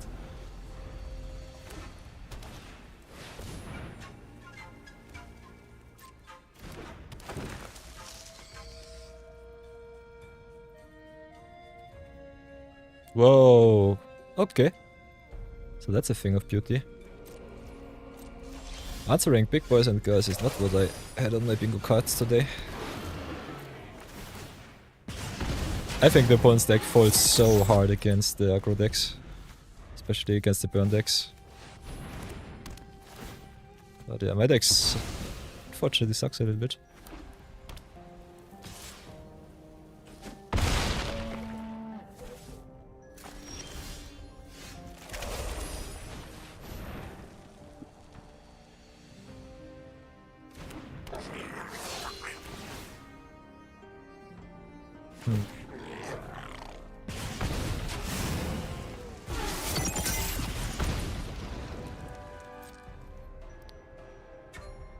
Do I want to equip? Don't really have anything to lose. And the funny thing is, if you do it like this, give your underdogs vigilance, you can attack with the underdogs and then tap it down for 1 so that it cannot be blocked. So that's kind of nice. You try to keep the basic idea of your friends for the cards. Oh, seems nice.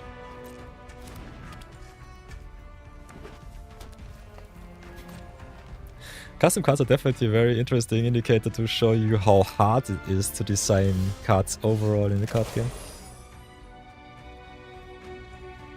So yeah, we can still activate. I think we just equip here. Got the vigilance, which is kind of nice.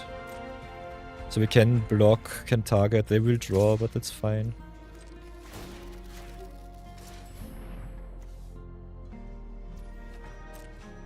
So yeah, Tarantula is a nice inclusion in the deck. Especially because you can play deserts too. Not sure why they don't play any deserts. I would cut the Blossoming Sands, get the deserts in. Deserts might be an interesting deck to play in this kind of format. Especially because the Thunder Junction desert payoffs mainly were commons too. So I can definitely see that. Block like this. 3 for 1 myself because reasons. Pray that the opponent doesn't get a pump spell, otherwise I will be pretty sad. Okay, I have to stop conjuring cards in my opponent's hands. Sadness. Pure sadness. So yeah, we'll concede.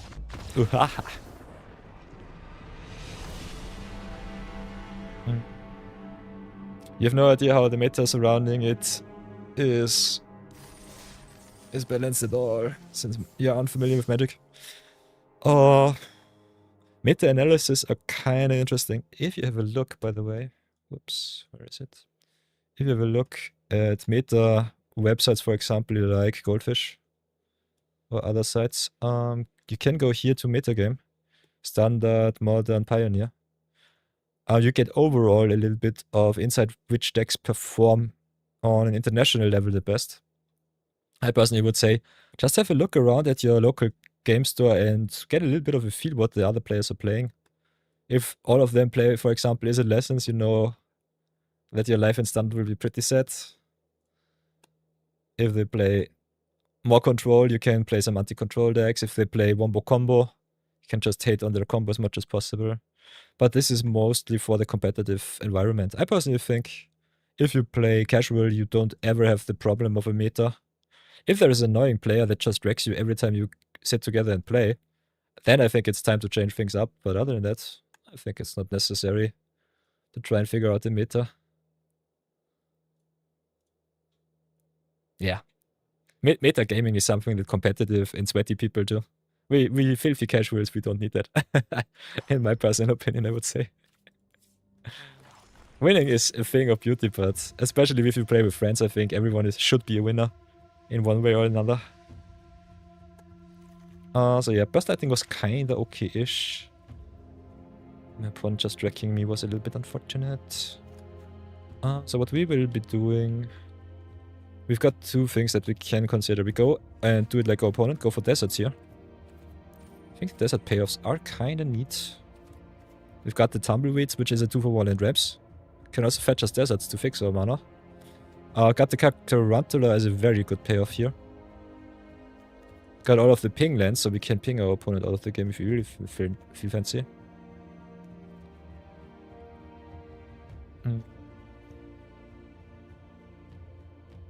And other than that, we also got deserts too, which is one of the best removal spells overall in the format, I would say. Just being able to get rid also of the big stuff is kinda nice. So... what we could try is play green-based ramp.deck with a little bit of life gain so that we don't die early on, and then just dominate with cards that are desert payoffs if we feel lucky enough. What do you say, chat?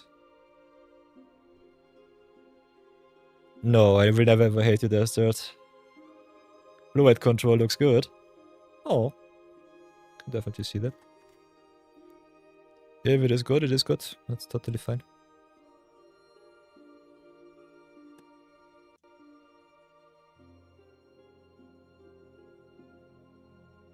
Yeah, power creep happens in nearly any TCG. Yeah, automod is on. Automod is on. Yeah, I'm a one-man show at the moment. From time to time, Marathon helps me out, which is one of the head moderators for Not Rashid and another 2 streamers. Other than that, I think we just let the automod proceed. And I think he only wants you, so you can always write whatever you want. If he bans you, let me know. Or if he bans you, I will see it, so I can unban you. So that should not be a problem. I think automod, especially if you have the chat on stream too, is a little bit necessary. Normally I don't show off chat, but I think it's kind of fun to talk with you too. That's kind of neat. Not sure where I should position my chat though. The almighty chat is upon me, graces me with his wisdom. I can also hide you behind me, so that no one knows that you are there, chat.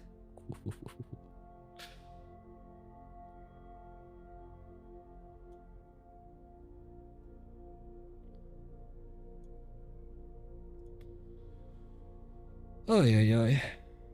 Above me, it looked like the right place to be. Beep beep. I can't do it like this. Can also just put you in the corner, time you out.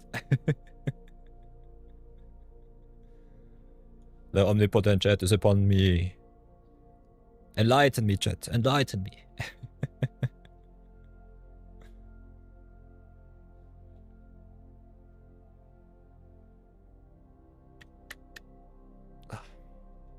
I am so right-sided. It's terrible. Okay. So yeah. Red-White can definitely win some games somehow. I think going big seems kind of nice. We can try it out. Guess we'll save this one at the very least. To at least not be totally sad. What did I not like about this kind of deck? More tokens, more card draw, good removal. But the opponent just got rid of all of my stuff. So I think coordinated maneuver is kind of nice. Get that one in. Go red, white, standard popper, save this one up. And I think we just do another one. Then let's go desert. Desserts for the dessert. Desert stew is nice. Dance of the Tumbleweeds, Charactantula are our payoffs. First Ring Gulch is easy auto include. Big question is what else do we want to play? Because we don't have any other payoffs. Do we have some landfall from Final Fantasy? I think the landfall cards could be interesting, like the Sabotender. If you go to 5 Elfstone Giant, could be interesting. Shouldn't we have also some landfall cards from Edge of Eternities? Where are my Terrabotanists and the other good stuff?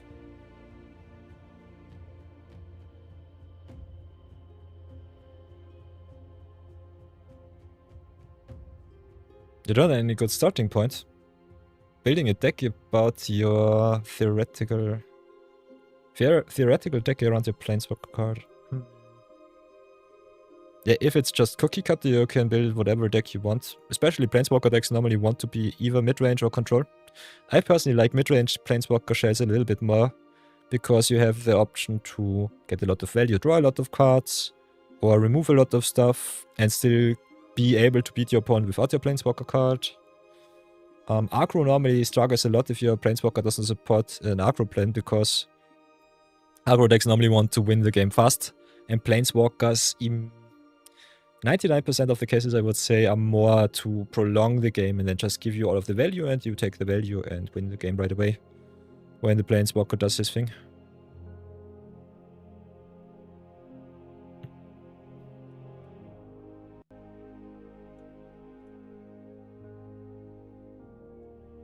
By the way, chat, does this look better like this? I think you hovering over me seems kind of nice. We'll do it like this, I guess. Beep beep boop boop. You just wander around my stream today. Okay, Saboteur is mid as hell. Elfsome Giant is a nice little payoff. Need some good early game and some removal though. So if we stay in green, gain life would be kinda nice. What else do we have? Sunshower Druid. Town Greeter for towns. Kincaller for dinos. It's so expensive, everything.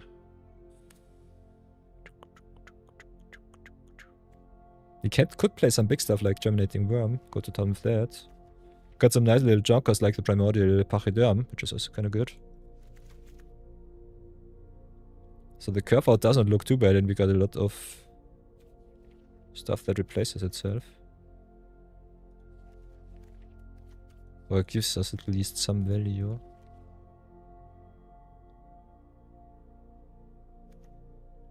Hamlet Glutton also looks kind of interesting. We need some tokens for that one though. But if we can get it into play, it's kind of nice. The big problem with these cards is if the opponent plays hard removal, the deck, we're just so screwed. So I kind of like cards that draw us more stuff. Do we have some card drawing green besides the Kivkin one?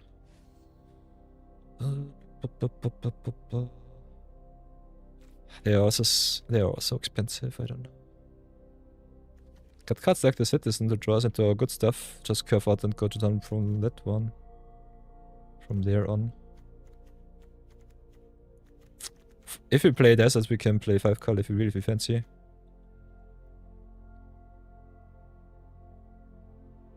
It's intimidating having to try and build something for 5 colors. If you think it's intimidating, I would personally recommend you start with a monocolored or 2-color deck. Just get yourself overall how do I say it in English? Give yourself an overall theme. What kind of strategy you want to enable with the deck. And then just build it up from there. I think that's the easiest way to do it. Green because you need big mana. Yeah, Timmy style decks. That's what I want to hear. That is what I want to hear. So yeah, if we go and include all of our deserts just because of reasons. Could go with the green. Could go with the blue if you feel fancy. Big problem here is our tap lands. So not the biggest fan of that. Overall, I think if you have 4 deserts, it's fine. So we can even get away with just playing 4 fast-ring gulches. And 4 Curiosity, for example. If you want to get more life gain. We've got the card draw in white, so that's something that I kind of want to consider. So best card draw I think is in white with the Inspiring Overseer and stuff. And the Soldier Pack Beast. Could go for some tokens early on.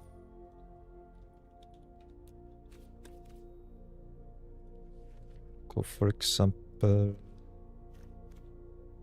Can go Tinker's Toads.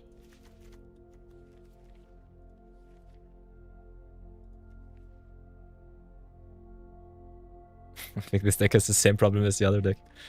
I hate it. I hate it so much. The opponent just gets rid of our stuff. I'm so sad.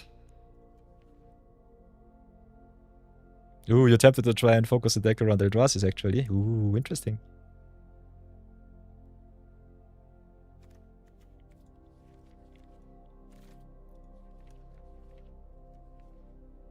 Be careful with Eldrazi though. If you play Eldrazi... Yeah, depending what format you want to play. Eldrazi normally forces you to go either into colorless or 5 color. Don't know how an actually Eldrazi deck typically looks like. Just get all of the spaghetti monsters in, I would say. I think this might be the easiest way to do it.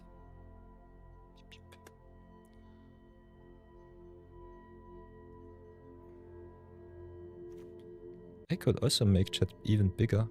How should we do this? Beep beep beep. How does this look? Does this look better? I don't know. Ugh, that's too much chat. I think I'll make you smaller once more. You can hover over my head. That is green as scuffed as scuffed as can be. I love it. Beep beep. The wisdom of chat flows into my hands. Yeah, text kind of blocky for that small size. Yeah, it's impact. I don't know, Uzuru. Do you have a better font?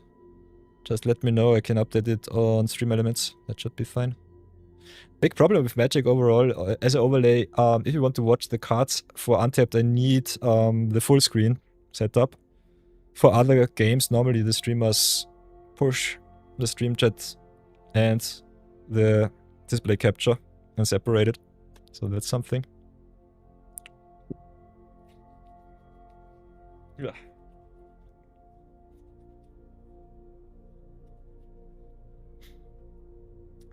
Other streamers, bigger streamers like Headology, for example, they just make their chat transparent and just keep it on the side.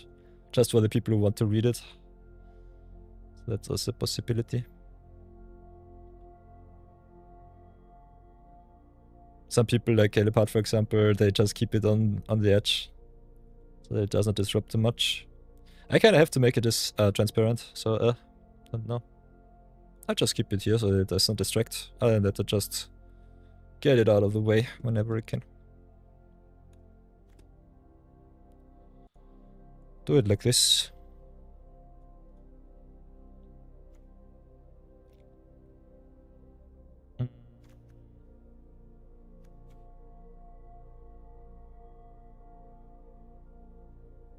How blocky does the text really look? I think impact is fine. Shouldn't be too much of a problem. If you cannot read chat, let me know. But you are the lucky ones here on Twitch, so it doesn't really matter. Yeah, I think on Arena it's a little bit tough to enable chat to show it off. I don't know. I'll keep you over my head. So that I remind myself of the weight that has been placed upon my shoulders. So besides that, we can have a look at the deck. So far I think it's fine-ish. Could just go green-white, splash the black for the deserts too. 1-for-1 removal is so bad though. I don't know. Giant also really problematic because it's only has 3 toughness, so I'm not sure about the Giant here. All I personally think we should just grind with a token deck and don't look back. Kinda want to get a good landfall deck off though.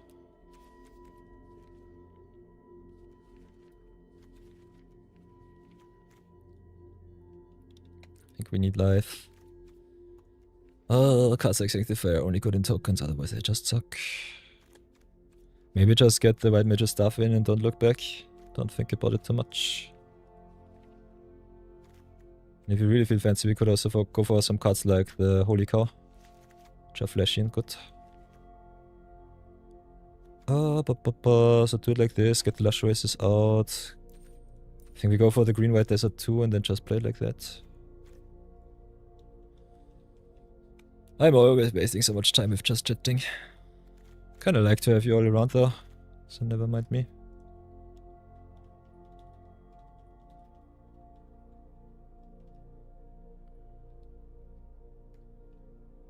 Hey, Brownieman in the house, another VIP graces us with his awesomeness. Brownieman, be greeted, be blessed. How do you do, Brownie? Hope you're doing fine.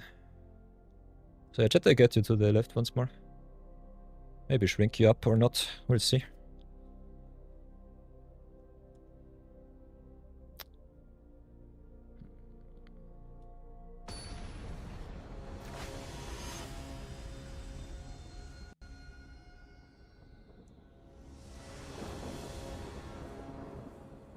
So this kind of sucks.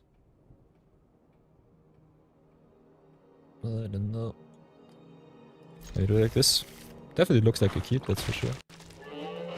Moose can't also add a solid 1 for Bambito. So that's kind of nice. Big problem to the right is there is where the cards are showing off. So I don't like how that works out. Other than that, to the left, something like that, it should be better. I think I'll keep you to the left right now, chat. That should be fine-ish.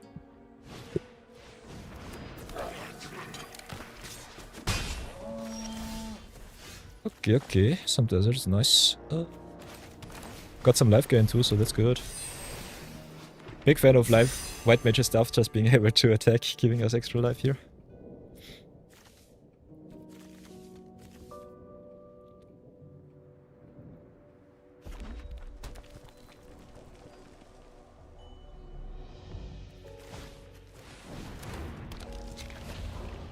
By the way, Brownie and Co, all of my American viewers, especially you, would it be personally better for you if I would start streaming later on? Just a question. Because I'm definitely debating if I maybe should do some midnight streams. Some late night good stuff.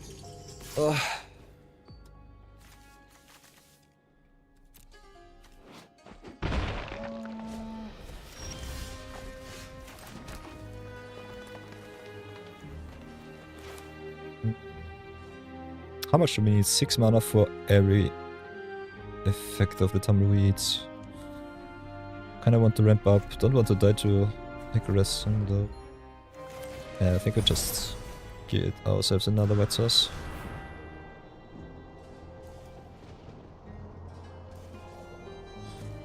The Cacturantula doesn't get the discount, so it doesn't really matter too much.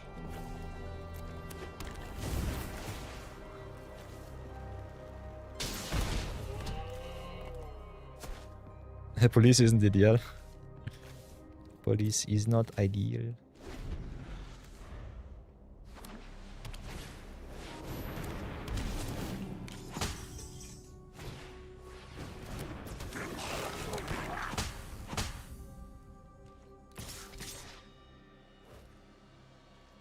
Ball with the tramplers here. Nasty.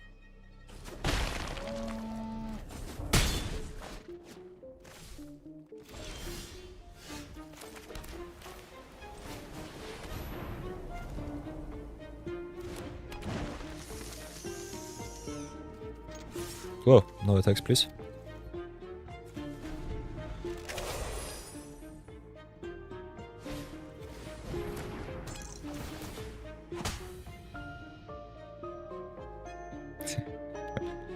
To be fair, the deck won't see any play given away. It's not like you can play unofficial cards. Or, in your friend group, it's definitely possible. Even for fun games during LGS tournament breaks or something like that. I think it's possible just to come along with your personal brew and just show off a little bit. So yeah, we'll be passing here, I guess. Cacturantula is definitely the roadblock in this pauper format, not gonna lie.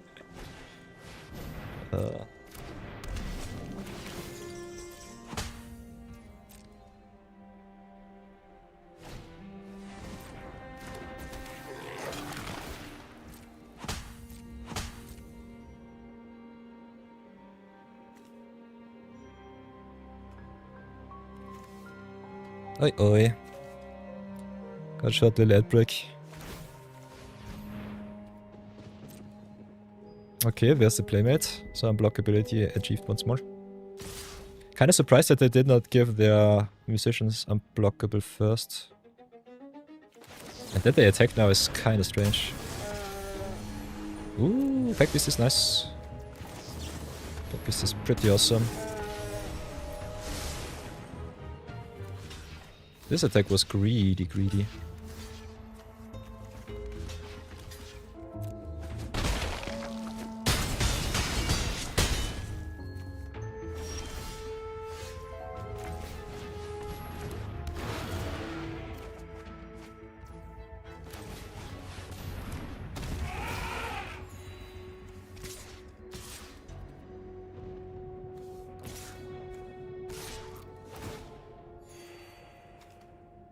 Ooh, Zamal might do a ninja deck. Nice. With the odds of one. Oh, we definitely can have a look at the new commanders from TMNT. Definitely can give that one a shot, Zamal.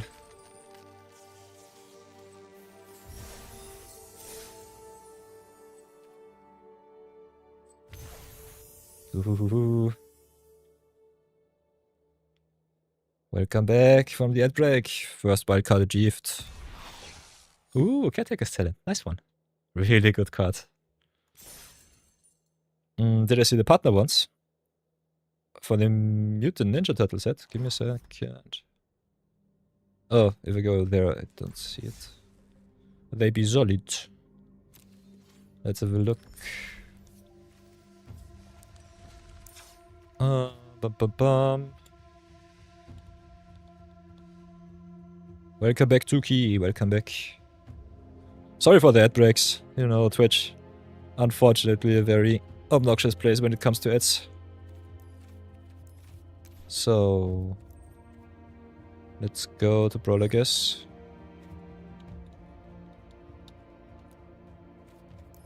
Not collected.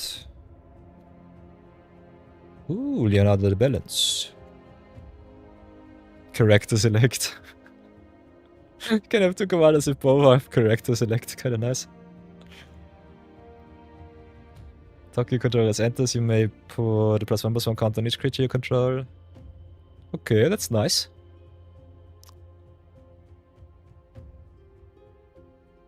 That's an interesting one. Donatello seems kinda nice with the mutagen token makery. So that's kinda good for artifact combo. Whoops. Who else do we have? Splinter is fine. Dark Ritual. Yikes. Waste Not. Waste Not with another art. Interesting. Who else do we have? Raphael. Double up countered damage. Okay, that's nice.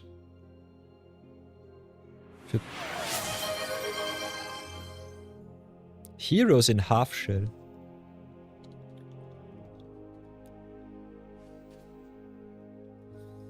There's that coming in clutch. Heroes in half shell. It's not a commander, okay.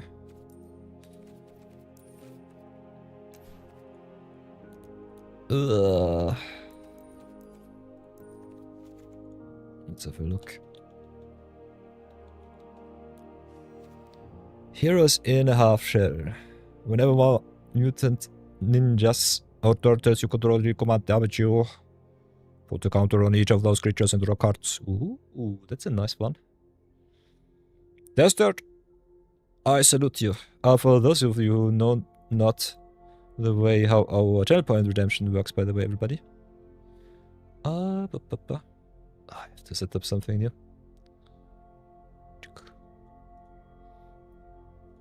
Where is it? Where is it? Twitchy. We've got something that's called the Wall of Fame. If you want to redeem yourself some channel points, you can make me craft a card. And if it's a commander, I will gladly also build a commander deck on Arena for you. We started at the very beginning of our streaming journey with Magic from scratch, where I only built decks from the scratch that we had lying around. But nowadays we play a lot of Brawl Deluxe, where I craft just everything that I can. And if you want to get a shoutout for a special card, let me know, redeem the card. And then, whenever I play it, you also get the shoutout for the card too. So that's kinda neat. This one is called by Idestarti. I always write your name wrong, Desert. I thought it was more of a special lowercase stuff, but it's just Idestarti. It's a 5-mana commander, and he said, yeah, indeed it is. Heroes in a half shell.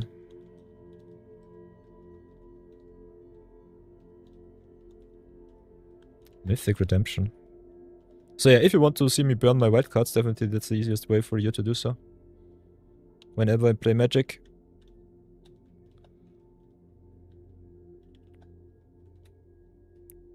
Oh, we do it like this. Redeem the cards. Ooh, nice. That's an interesting alt art, I love it. So yeah, big shout out to Desert. Thank you for the craft. So I guess we have to play some heroes in the half shell rather soonish. For now I will be still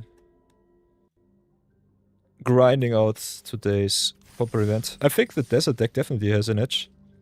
And surprising our opponent with some flashy cards also seems kinda neat.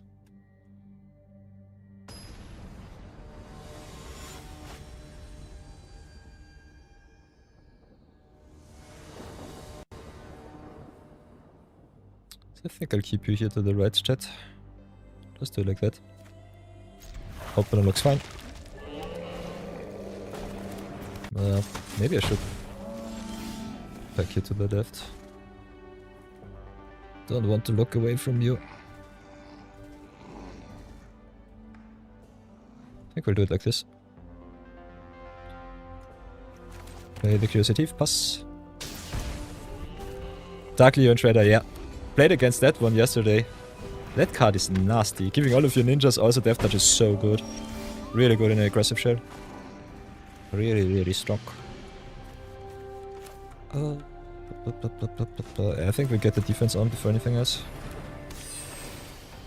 Don't think about it too much.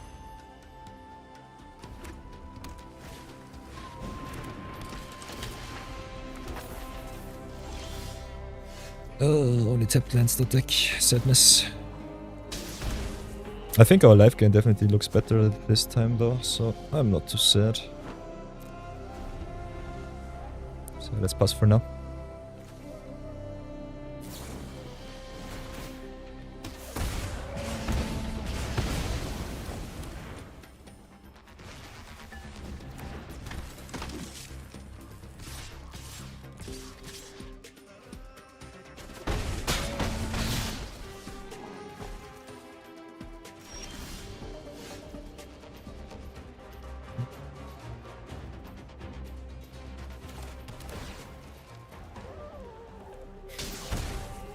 All of our big stuff giving us life, it's so nice.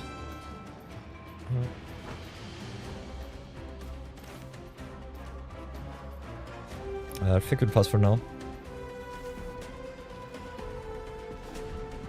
Holy cow, into Pachedium should be fine.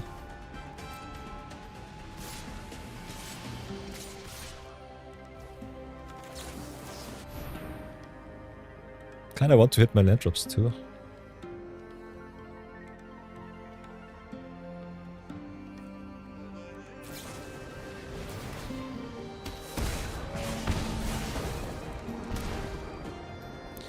Nasty, nasty.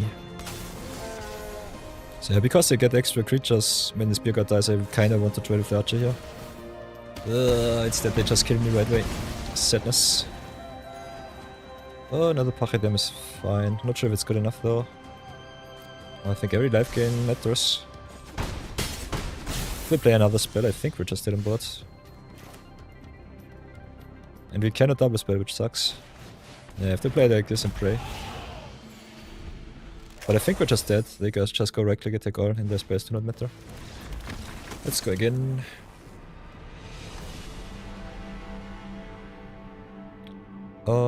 Does sneak also work from the command zone?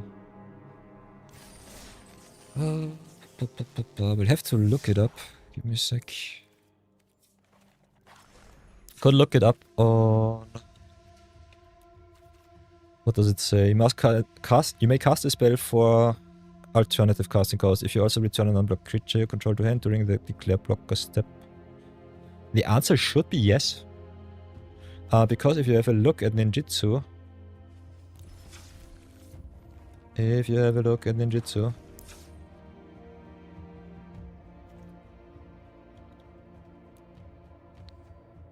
Ninjutsu says, return an unblocked attacker you control to and put this card onto the battlefield from your hand. Sneak does not say you have to put it onto the battlefield from the hand. So I think Sneak is for commander players an upgraded version. And for block constructed players it's a downgraded version of Ninjutsu. I will try it out in the deck building. We'll definitely play some TMNT commanders too for your. And we'll see what works and does not work. But I personally think, rule-wise, after reading the card, it should work from Command Zone too. Which would be kinda busted, to be really honest. Yeah, power creeped. Yeah, I think they tried to overall in block constructed to nerf it, because ninjutsu is pretty strong. But yeah, commander plays a little bit different than block constructed overall.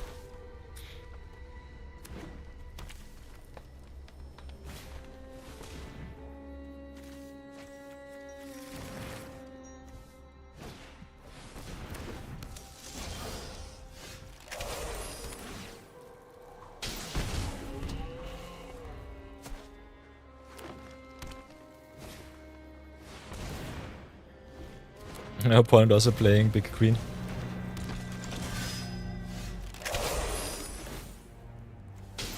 Kinda like what I see. Desert worm gets eaten by the desert stew.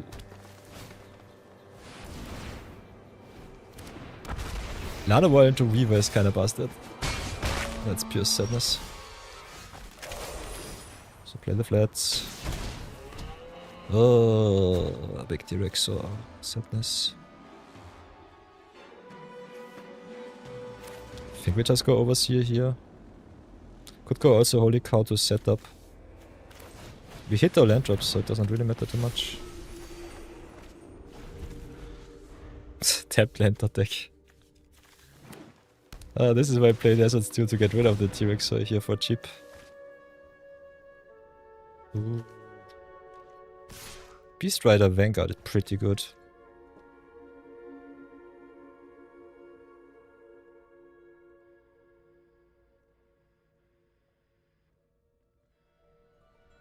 Nazgul Nexus once more. Yeah, Nazgul Nexus is really good. Was really good in Lore when Eclipsed. Commander, and is also pretty solid in Ninja Turtles Commander, because Ninja Turtles also introduced a lot of new mutants. It's also a nice buff for Genova, so that's kind of sweet. 6 is the magic number. I think we have one extra turn to lay low. Then we just Dance of the Tumbleweeds, go for another biggie.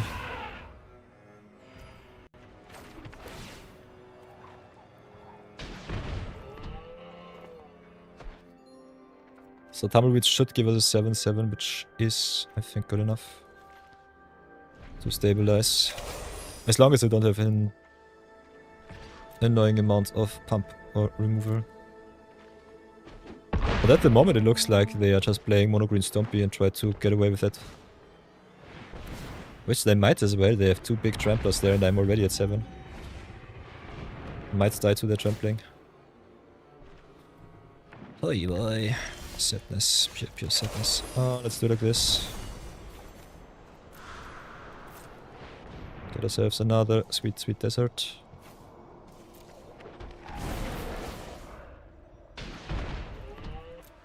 Big problem is we only have 12 points of block. If we block correct. I think we might go down to 1 from here on out. If they go right click, attack everything. Whoa, they don't even attack. That's kind of crazy. I would have definitely attacked here. So play some Holy Cow for now. Get some discount for the Pack Beast. Another big beater is sweet. Yeah, I think getting the flyers out of the way is the best thing. Having the deck selection on top is better long term, but I think we still are pretty favored with our flyers. So gain some life. Stabilize, smack in for 2.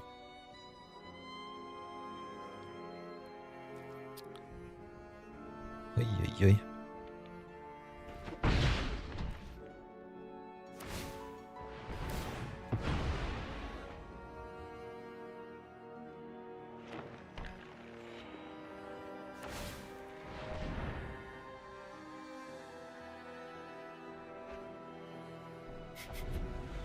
Over 2 hours and we're still stuck in the hell that is standard popper.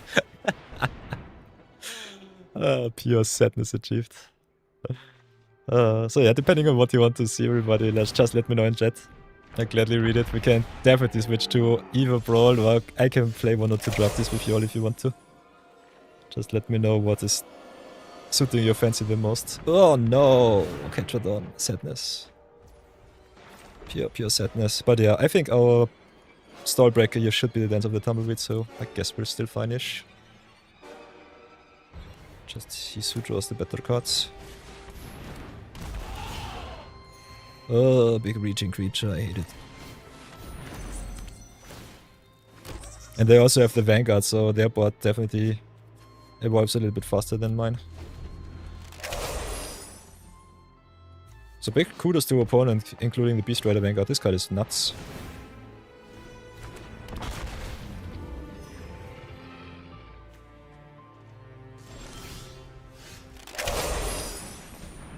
Big problem for our opponent is, though, they mill out before we do.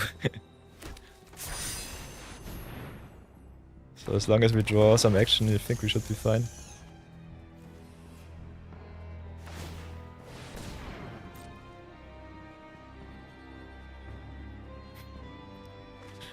Go big, mirror match.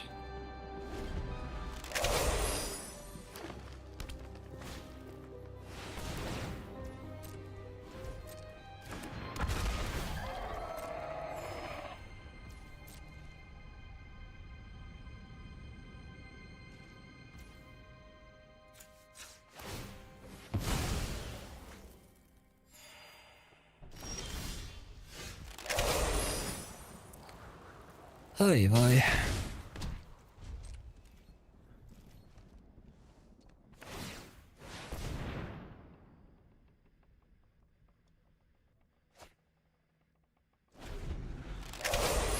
Hazard of the Dunes is also kind of nasty. 4 mana 4 for Trample Reach, and it can be also 7/7 if they feel fancy. I think this deck still has a pretty bad matchup against the aggro deck. If they hit 6 early enough, I think it's good. And that it might be a little bit tough. Or maybe I'm just stupid and mono green is the overall best deck that you can play.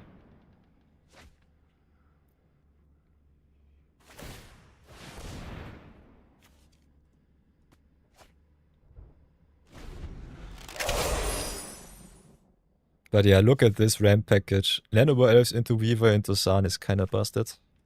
And then they just have their top band to beat face. Stabilize.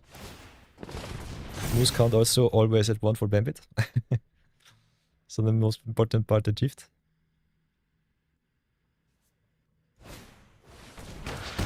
Ugh, okay, they've got Monstrous Emergence. Sheesh. So they've got some really good beefy removal. Yeah, mono green looks pretty good.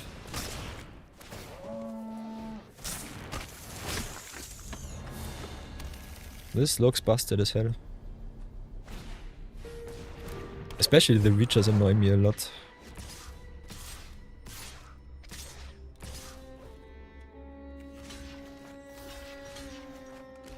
So you have to do it like this. Do it like that.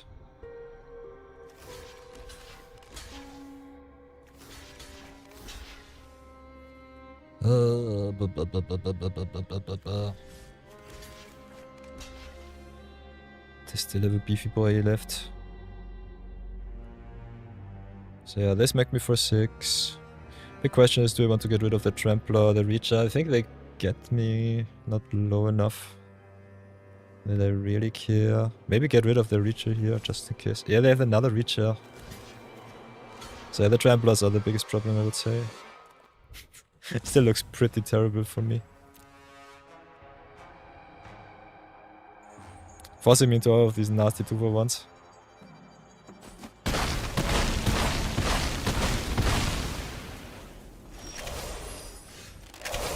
Okay, that's at least some redraw.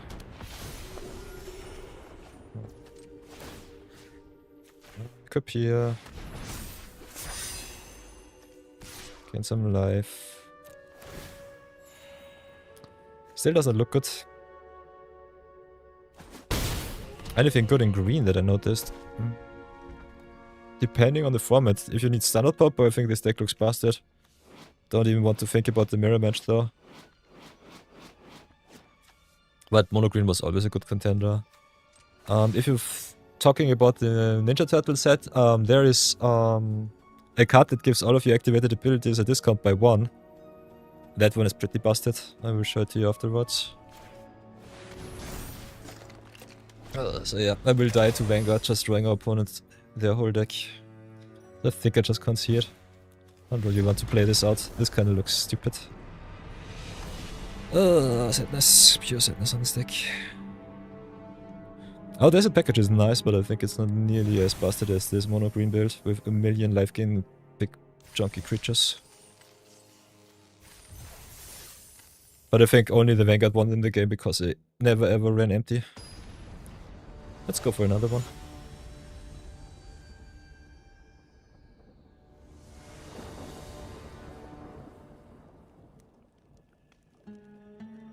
Could also set you down here.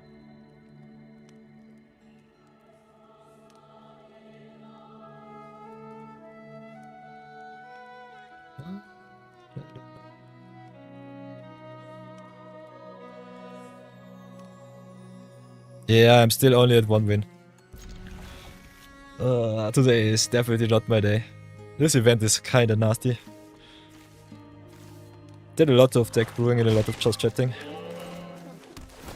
So this was more just chatting than playing any game. And yeah, normally if I don't see a win I just concede. So yeah, this was more of a showcase of how decks play out, I would say. Than just going straight up for the wins.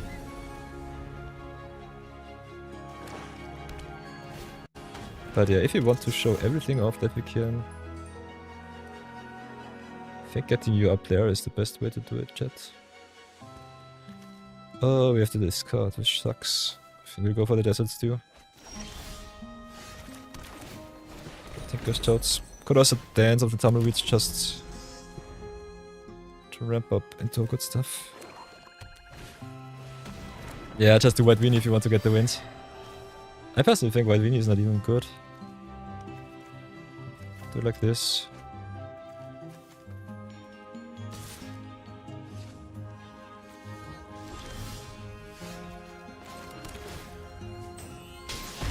Mono black discard. Big oof. Big oof.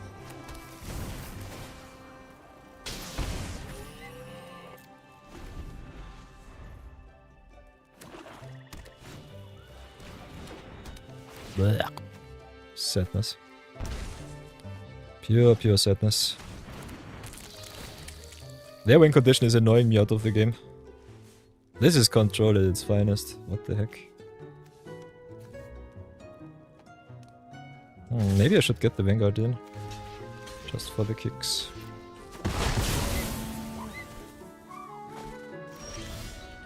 Yeah, of course I draw the Pack Beast. Ugh, sadness. Yeah, so yeah, keep that in mind everybody. In case of Pack Beast you want to keep your tokens around. Ugh, sadness. We're about 10 and 2 with it, you think? Yeah, if you want to see me play the White Weenie list of you, definitely post it in chat, Ustro. Copy paste is well appreciated.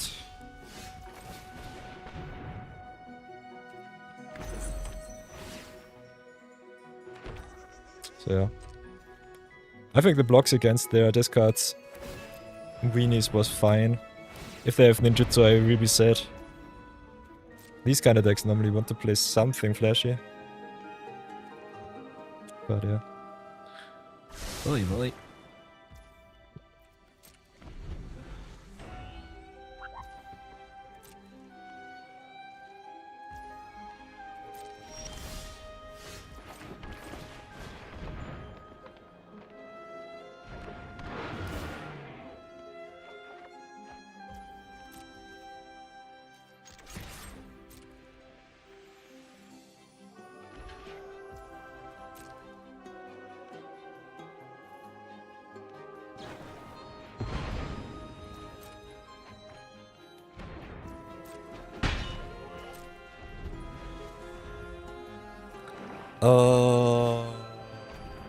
If you post it in Twitch chat, it will definitely get cut off.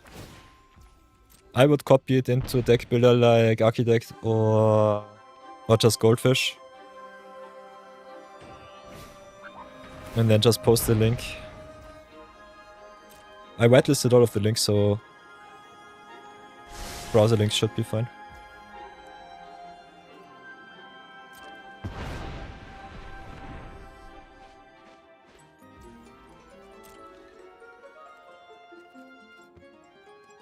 But yeah, that is just if you want to post the deck list, Rutro. Don't have to go out of your way and invest that extra amount of resources.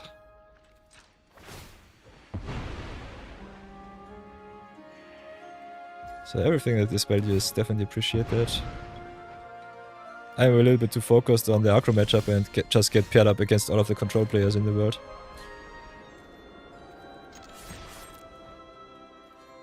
Yeah, totally fine, take your time.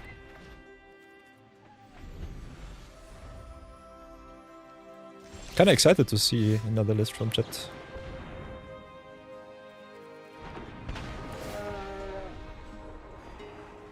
Oh, get that out of here, please. I want some action. Holy cow. I'm still so surprised that Holy Cow is an Ox Angel. It needs some tweaking.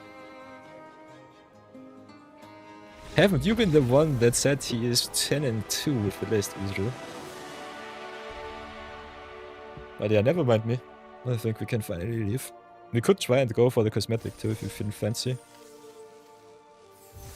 So what is it today?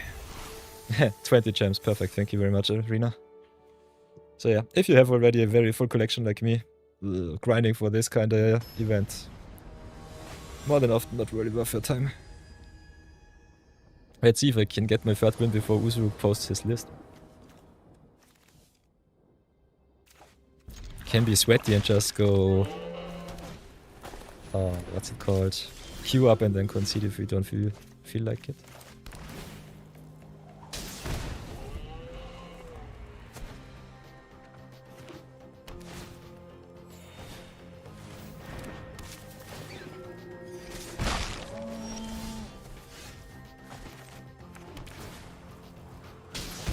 Opponent with the full-on life gain sweat.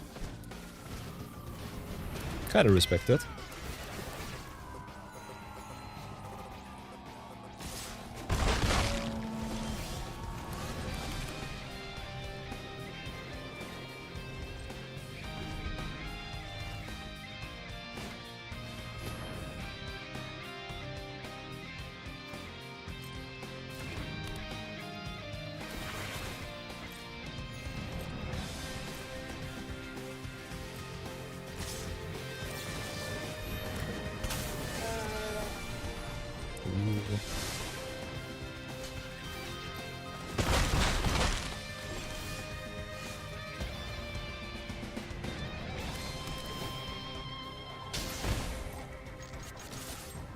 Yeah, they always be life gaining.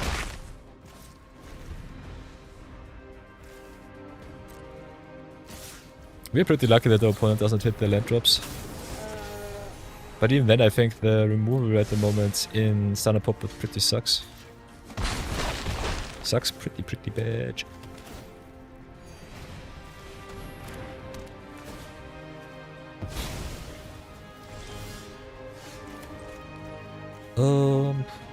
Pack booster character Tarantula. I think both is fine.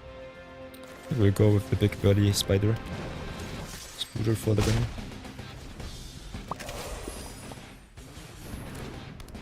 You think it might be a little bit too heavy on the payoffs? Oh, let's give me a sec. What? How does Uzur's list look? Double looks nice, King Guard looks sweet, Healer's Hawk, Sky Swimmer sweet. Pack Piece, Celebrant, Chocomok. Ooh, Chocomok. That's definitely good. And Celebrant on the job. I think the deck list looks fine. I'm surprised that you're 10-2 with that one. I think your matchups might have been pretty neat. Do we need another desert? We could just go for the elemental. But we have 6 lands, so I think next turn should be still fine either way.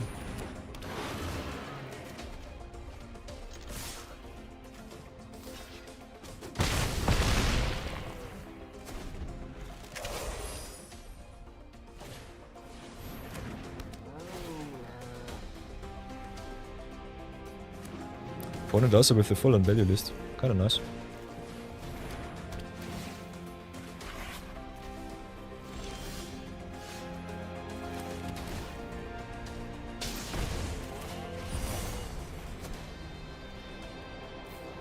Oh, the more lands I have, the better it will get with the tumbleweeds. I think we're still slower. Stuff is fine.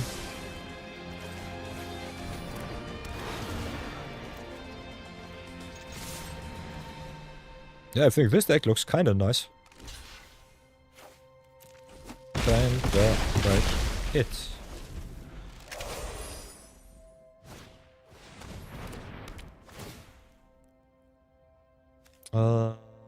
Kinda like my flyers. I think we'll drop the pack beast here.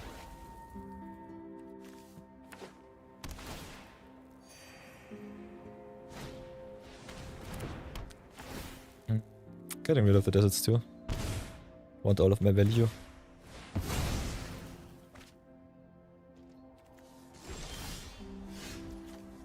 How much do we have? I can double spell. So let's go for the ramp here so that I can double spell next turn. Why am I stupid? I cannot count cards, I'm stupid as hell. Oh, I still think it's fine.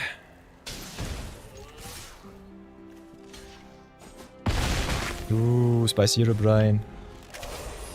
Yeah, I've changed my name I think 6 weeks ago. Still not happy with it, so I might change it once again in 3 weeks. Knight of Yore is a little bit too cookie cutter. Kinda want to build a personal brand. So yeah, I'm still developing my streamer brand right now. So if you miss me, definitely leave a follow or just drop by in the Discord, I would say. Because the Discord will stay the same. The Discord is still the Order of Yore and will always be. Might change my name to Peter Van Yore or something like that.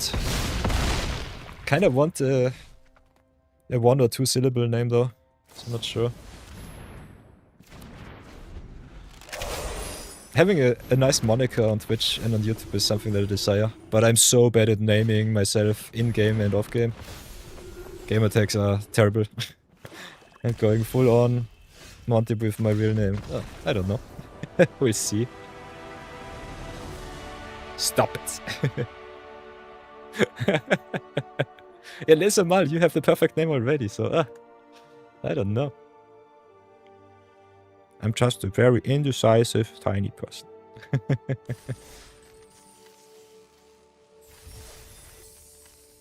M3C number 4.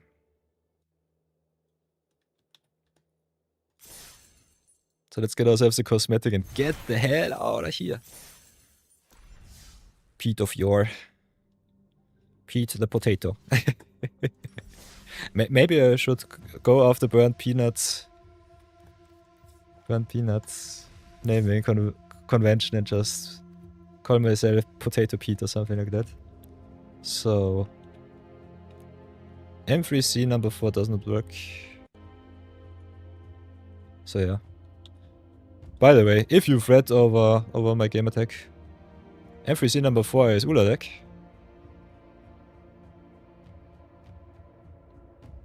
I wasn't really researched. Nice. Listen, Mal picked a weed name when he was 18 years old. Sweet. Very nice one.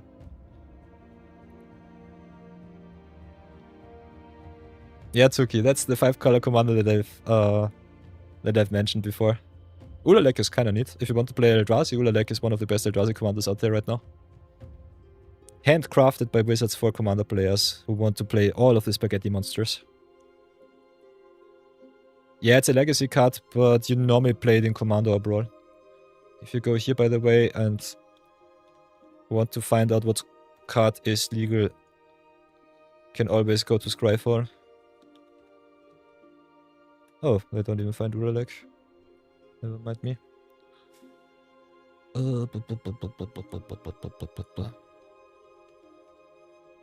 Combination of Cozy Deck and Ulamok. And there you have all of your legalities in one side, which I kinda like. So yeah, the most common places where you will find Ulalek is Historic, Brawl, and Timeless. Not Timeless. Not Historic, I'm stupid. Commander and Brawl.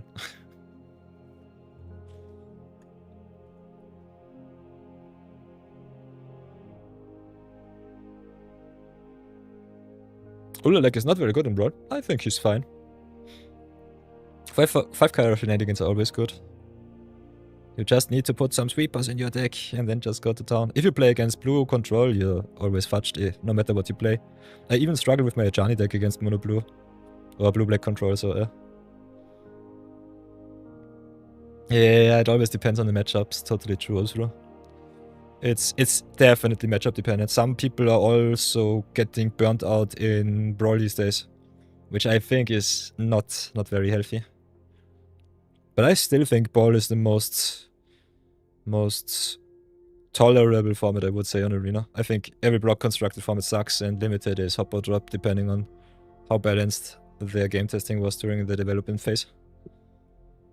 By the way, chat, always replenish. I've been talking for 2 hours and 39 minutes straight with a very nasty infect, so my throat definitely screams right now. So always replenish yourself, so cheers.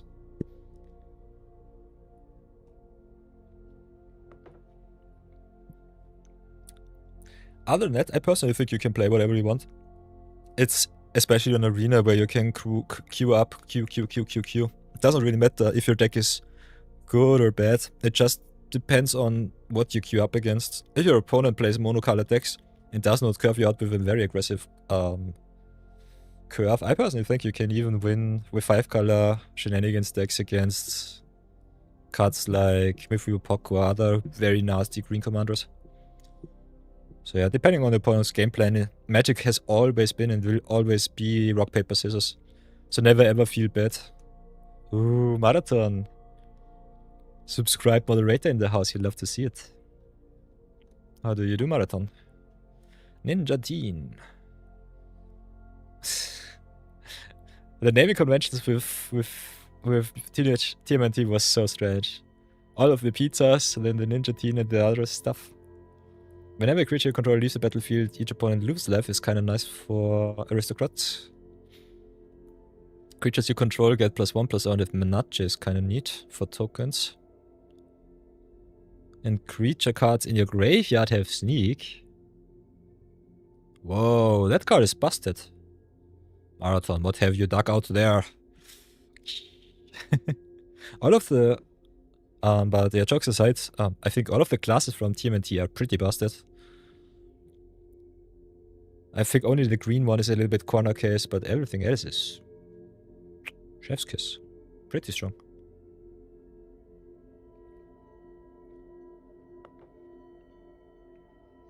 Ugh.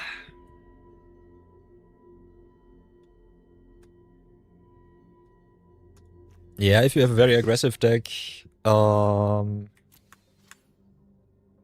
Uzuru, I think you can definitely easy outrace Ulalek. Ulalek needs a little bit too much of a setup, I would say, and he's very expensive for 5 mana. But I've been roughed by Ulalek in a game thrice in a row, and that was good enough for him to set up the good payoffs on 6, 7, and 8. With all of the colorless cards that give you extra mana and also draw a million cards, and that was just game. And especially if Ulalek hits Ugin, for example, it's always game over too. So Ulalek as a colorless commander and a 5-color commander for Eldrazi is kind of interesting because he gives you 2 main lanes that you can walk and then just go from wherever you want to pull your angle from. So that's kind of nice.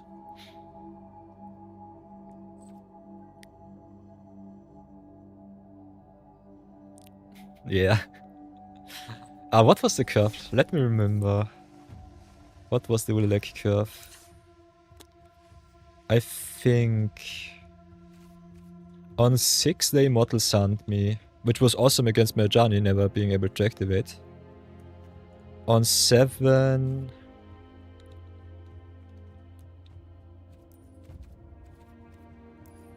Six, 7. Did they play on 7? It was the Orrery on 7.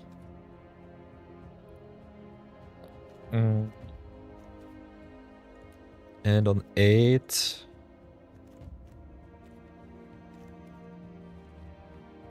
yeah, I think on 8 they Cityscape level up. And that was game. So that was a curve. Immortal Sun into Orrery into Cityscape leveler. So yeah, colorless Eldrazi kinda nice with all of the artifact payoffs. Otherwise 5-color Eldrazi also keyword soup. It is possible, but yeah. They are mainly colorless. Food chain. Good question. I think not. Nope. They have many of the busted cards for the powered cube on Arena, but not to build around in Brawl.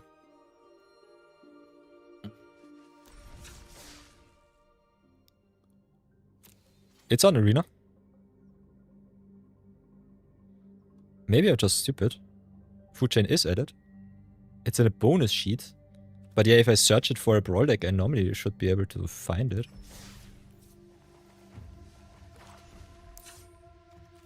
I know that I don't have it.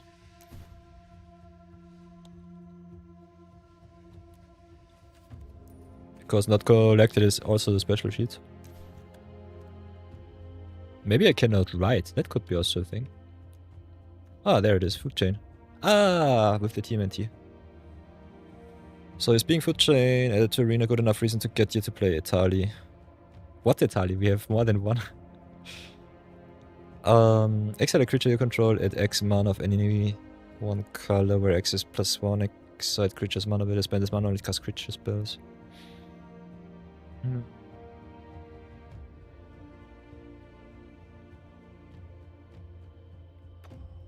Good question. I think food chain is busted, that's for sure. Italy being able to yank your opponent's stuff and then just sacrifice it for more mana also seems kinda neat. I think Italy itself is a good enough reason to play it. It's just such a busted card.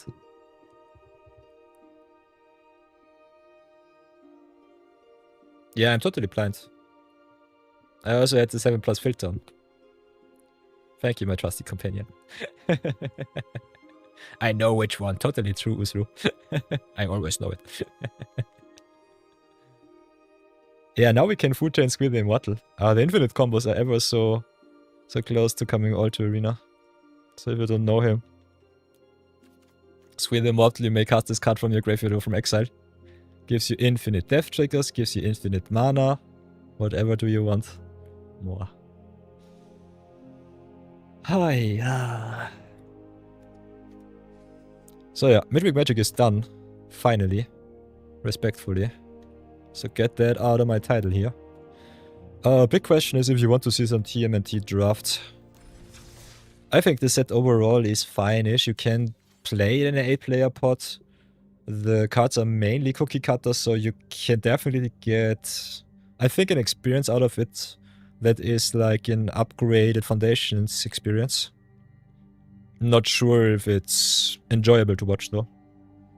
In pick-to-draft I think it's obnoxious, so I will not do any pick-to-drafts on stream. I would definitely recommend you, as long as the pick-to-drafts are on discount, play them for yourself and get all of the busted juicy rares and mythics. But yeah, special sheet cards are not in the play boosters, so you might have to go and do some jump starts, question mark. Marathon is normally my card expert when it comes to getting off-pack picks. Off-pack cards.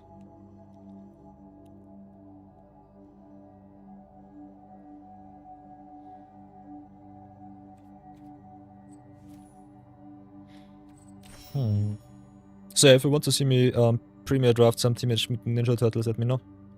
That I think we can do once again a little, what's it called? A little first draft experience for YouTube. But other than that, I personally think it's not worth it to post those premier draft videos of the turtles. Ooh, Jumpstart has been postponed to say. Midweek was announced to be Jumpstart. Interesting. Yeah, jump in. By the way, for those of you who do not know, if you go here to events, go to new, get all of the new Ninja Turtles formats at the ready. Got some sealed, some premier drafties, some traditional, some pick 2 and some traditional sealed. Sealed and traditional sealed are the worst ones of those, I would say. And normally, if you go to all down here at the very bottom, there should be the Jumpstart events. Maybe I'm blind once again, there's Jump In here. Nah, it should not be jump in. It should be just jump start. I'm not stupid. Marathon, you know the way. Jump in, you mean? You mean jump in or do you mean jump start? You got 6 mythics and sealed. Nice. Yeah, I think the sealed event can be interesting because you have our special guests and you also have the chance to get 3 rares or mythics in one pack. So that's a thing of beauty. It's also one of the reasons why pick to draft normally is hop or drop, because if you have not the bestest of lucks and do not get rewarded like me with at least a median of 7 or 8 rares and mythics, yeah, you're kinda screwed. But I think the uncommons and commons are good enough that you can even win with them. And the format is quite aggressive, so that's also a thing.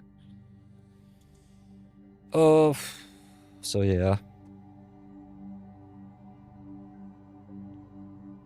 I think we'll go for 1 premier draft and then just do some brawl. Don't have too much time left, we're already 3 hours into the stream. I've got still some work to do. It should get added in the champion, so you expect a separate TMNT champion, but the normal champion probably has an oldie set. Yeah, definitely, if they do not promote TMNT as a champion or jumpstart set, I personally think you will get something else. Although, if I remember correctly, Jumpstart normally should give you the most recent standard set as a default. Although I remember that you can choose which Jumpstart you want to play, if I remember correctly.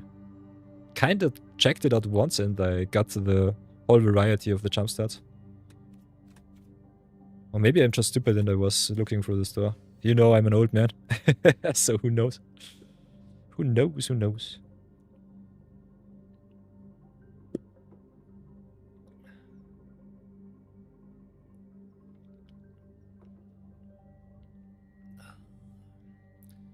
So whatever will it be? The great goat napper. Ugh. Marathon invoking pure sadness in me. I think we tried to break goat nap for 4 hours in a row and we still did not get it right. I think one of the best mid-range lists that I've played so far once off stream was the list that Destard sent me. Brownieman's list was nice. But yeah, Destard's list was definitely a little bit more mid-range. A little bit more end the game soon. But yeah, Brownie's wombo combo list and mine were definitely a sight to behold. The gold nap shenanigans. Can I believe that it is also already 2 weeks ago? Ugh. I have to stream a little bit more. But sheesh, the new corporations, I say, wow. We've got some new business corporations with a diamond trader in Dubai. And wow, that is a very, very juicy investment opportunity, but sheesh. The setup, company-wise, it's a little bit complicated. Not gonna lie. International trade is always a little bit tough. Oi, oi. So, boys and girls, whatever shall we do? I think we'll do 1 premier draft and then go into some brawly. So everybody, it's time. We are back with Teenage Ninja Turtles and we've got the Midweek-Magic already behind us. So let's go and queue up for some premier drafties. Cause I was quite busy with work and quite lazy to stream. We have been set back to being a gold pleb. Drafted also some pick to draft off stream, which definitely were quite successful, not gonna lie. Having a nice win record setup is good. And the cool thing is, even if you go 2 in 2, you normally only lose 100 gems in pick to draft, so that's kinda neat. Other than that, I think the format is fine. Nothing to brag about. Also pretty small in size, so we'll see how it works out in an 8-player pot. Otherwise, definitely would recommend you to play the pick to draft as long as it is out on a discount. Easiest way to improve your collection and get yourself some nice juicy gold, rares, mythics, and if you want to go infinite, even some gems. So let's see how this will work out for us. Yeah. New set, but yeah, not the most appreciated because TMNT is Universes Beyond and not really Magic connected, I would say. So let's see how we fare in our first ever Premier Draft with the Mutant Turtles. Overall archetype-wise, we've got blue-green mutagen, which is kinda solid. We've got blue-red artifacts, which is good. Red-white tokens and aggro is pretty strong, and also black-white sneak. I personally think you can play any color combination. The only thing that you have to keep in mind is get your priorities more in an aggressive slanted and also value-oriented way. Plays a little bit like Avatar in that regard. But I personally think there are not that many game-breaking rares and mythics that I've seen, at least so far. So yeah, our rare first pick, Easy Don and Leo, problem solvers. Flick our artifacts and our creatures, so if we have some enter the battlefield triggers, we can double them up end of turn, which is busted. And otherwise, it's a 5 mana 4/6 with vigilance, which is just solid in stats. Which you can play in white or blue, which is good.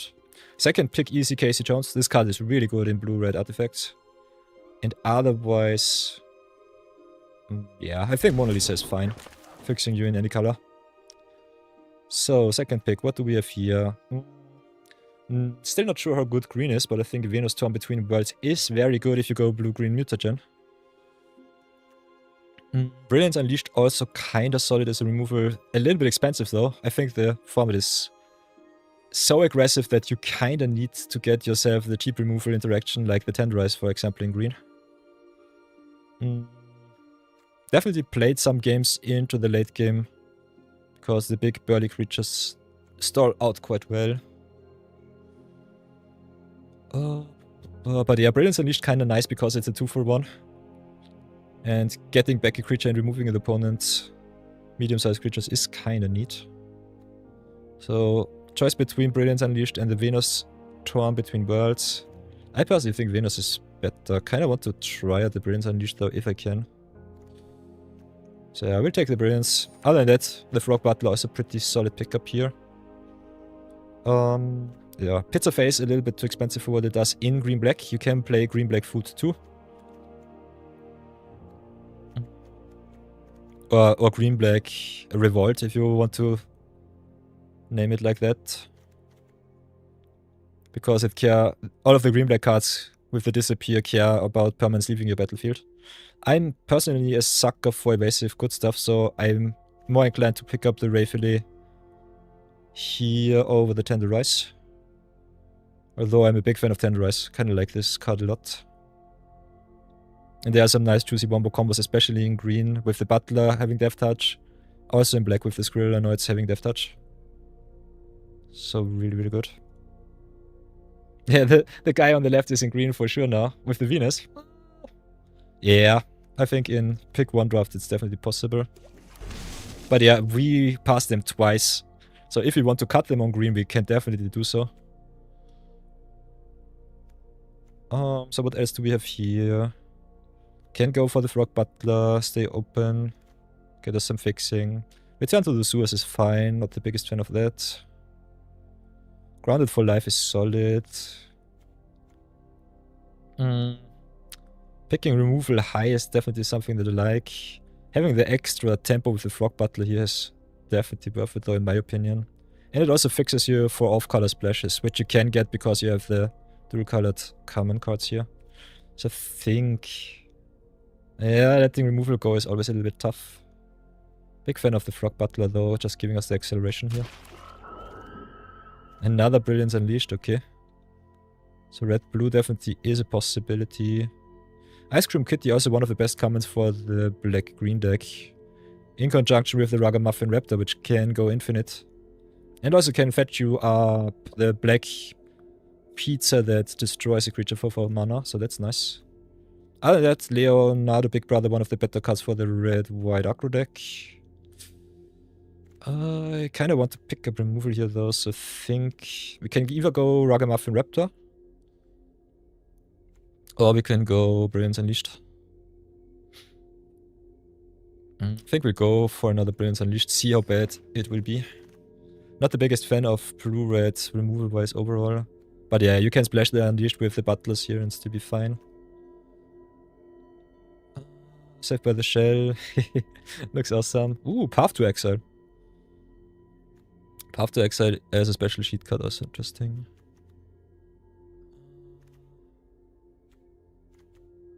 I think we just go for another Frog Butler and see what comes our way. Wingnut also pretty good with the go white theme.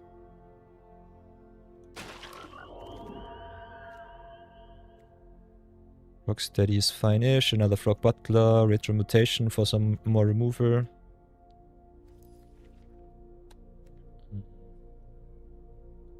Yeah, I think we just pick the Bug Plus here.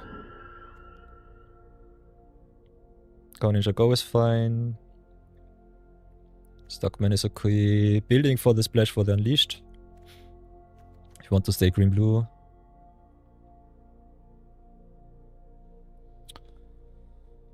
Oh. Go Ninja Go is kinda nice. Really, really solid.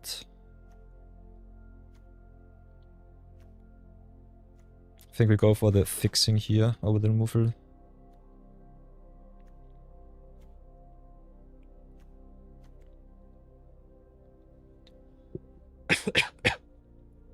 Pardon me.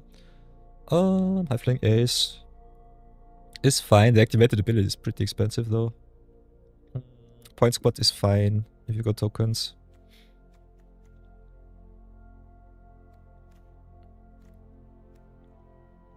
I think we go with Ace. Just play some flyers.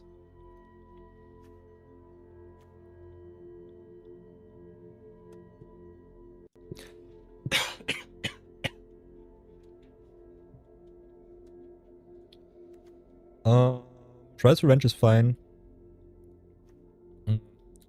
Going with evasive cards. What I personally like a little bit more in this kind of setup. Our card is a little bit all over the place, but I think it's okay-ish.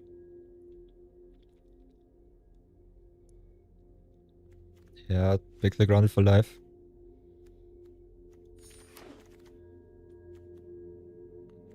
Can pick the duel. Can splash whatever we want if we stay in green. So we'll see. So what do we have here? Leo's talent. Whenever you attack, put a counter target attacking creature. That's kind of nice. Also gain some life, and then when you cast a spell, put a counter on each creature. Yeah, Leo's talent is busted. We have a solid white start. Did not see too much blue, unfortunately. But yeah, blue, white, red looks fine. And then that Venus. So yeah, we might get definitely screwed in green. But yeah, Leader's talent is pretty neat. Katana is fine. Big fan of the Pachyderm. And I think High Flying Ace being a 2/3 for 3 mana with the ability to give your stuff even more evasion is also kind of busted. So yeah, we can definitely try and go into blue-white flyers if you feel fancy. Not the most synergistic set-wise, but still pretty good. Okay, Baxter Stockman really good if you have some mutagen tokens lying around. Or some robot tokens. So yeah, for the mutagen tokens doesn't matter because it needs a creature. But for the robot tokens, it's pretty good. And that could go for the land. Nothing too fancy in blue. Commando is fine, I would say. So yeah, best card I think is the Baxter here. Also kind of nice to flicker with the Don and Leo problem solvers. Don't really want to go into free color, but if I have to, I think it's still okay. I see it. Ninja Cavalry is good to go. A little bit white. News Crew quite sweet. As a late game card to pump your board, draw a card, or as a just as a good 2-drop. So big fan of the News Crew here. If you want to go more artifacts. How many artifacts do we have? None so far.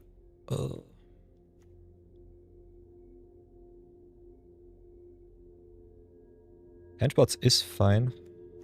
I think I'll go with the henchpots here.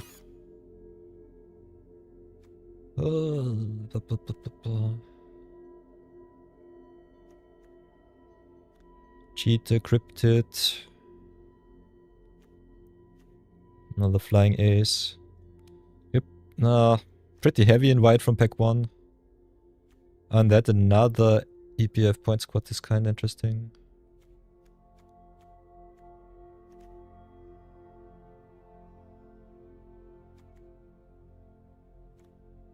I think we just go for another flying ace. Let's see how much I get punished for picking up those free drops. Feather brain filter. Sheesh.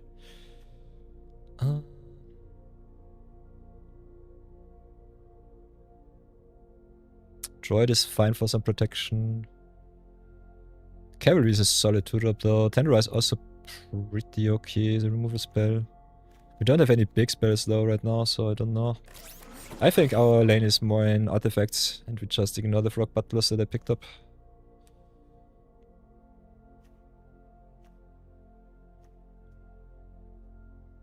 Could still go red-white. Just splash maybe some blue.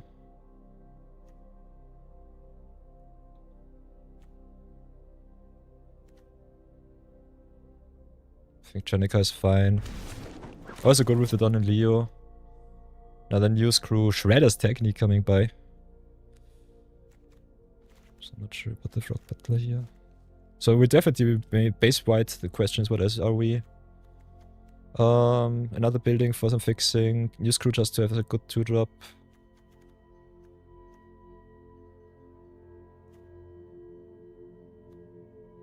I think we go for the new screw here.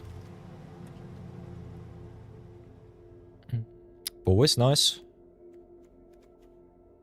Stockman, manhole missile for red. Bow is nice, missile is fine. I think we go for the bow here. Pick the ace.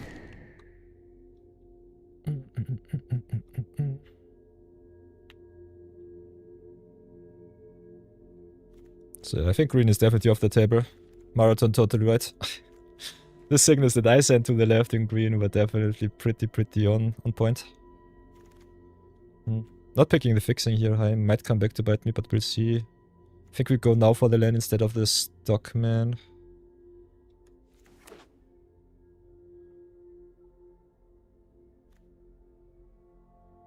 Alliance is definitely a possibility. So maybe we should have prioritized the token makers a little bit more.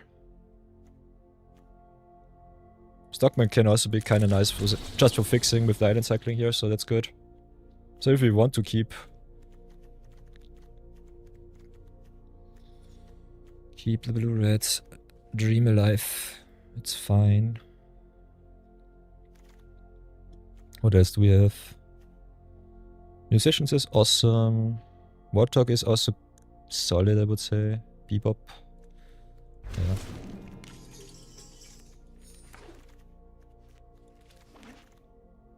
What do we have here? Oof, Michelangelo is busted. Ooh, Mickey and Leo is also busted. Mickey and Leo, we can play in white. We are pretty heavy white, so that should be possible. Michelangelo in green. With the mutagen you can play everything, and green is mainly mutagen focused. Other than that... Mighty Mutanimal seems solid in tokens. Avatar is a little bit expensive for what it does, but okay-ish. So it's either the Mickey or the Michelangelo.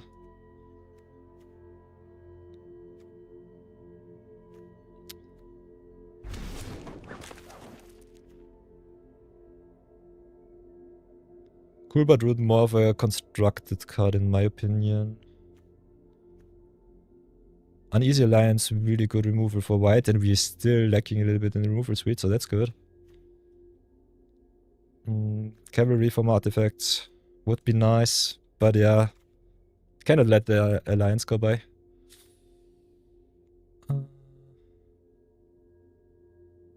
Cool, but Root being able to fetch you any card from deck is kinda good. Otherwise, I think it's not too well supported in what we have so far. I think we go for the Alliance here. So, Kitsune... Kitsune looks kinda fun. Another Uneasy Alliance. We have to decide what we want to play now. Got some good removal in red. Got red and blue. We can really decide what we want to do. Kitsune just yanking opponent's best card seems kind of busted. I think we'll go for that one, especially if you have some token makers lying around. Jellica is fine. Point squad. How many token makers do we really have? Only the cavalry. So many flying aces. No counters for Mickey and Leo, which is unfortunate. Escape tunnel to fix us is also kind of nice. It's either the tunnel or the cavalry. There's also the banana pizza here. I think we'll go for the token maker on 2. Metalhead being a tempo piece is kind of good. Yeah, I think we're more blue than we are red. Donatello Turtle Techie also kind of sweet. So it's either the Metalhead or the Donatello. Kind of want more tempo, so I think I'll go for the Metalhead here. Got also the free splash in red, which is kind of sweet. Last rolling technique is fine. Token makery appreciated. Could go for more fixing if you want to go free color.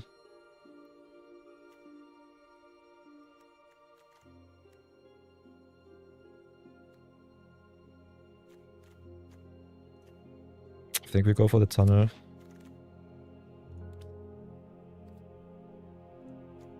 Can play whatever we want.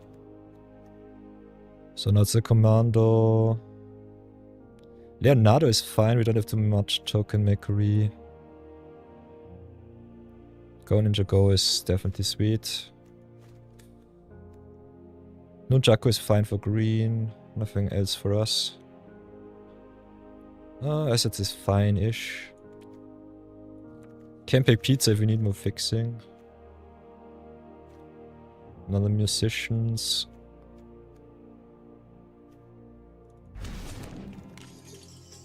Ooh, very late Buzzbots. Buzzbots is pretty good. Yeah, I think our blue looks good. Could go for the sock, but I think the mid flight is better.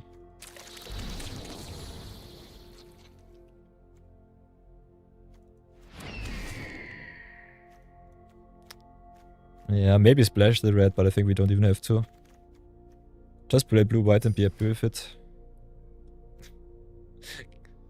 Kinda excited to see how well the high-flying ace will perform. Interruption-wise, I think we're okay. Letting one uneasy alliance go might come back to bite me. Oh, removal suite looks a little bit weak, but we'll see. Definitely got the red splash for the end top and removal, so that's fine. So let's see what we do. I think going free color is fine here. Baxter is good. We've got 6 artifacts so far. So I think the Brilliance Unleashed definitely gets its value. Can shave 2 high-flying A's, that's for sure. Mickey and Leo unfortunately does nothing. We don't have any counter mutagen cards. We've got the Leader's Talent though, but that's our only really permanent solution to buff our stuff. I think Eastwind Avatar also might be a little bit mid. Not sure about the henchbots, but we'll give it a try. Mandray gives us a mutagen, so that's a +1/+1 counter there. Could shave also Stockman. Could also shave Janika, but I kind of like this cycling. Overall, it looks okay, I think we just shave the Eastwind Avatar and don't look back. Keep it as is. This will be our deck.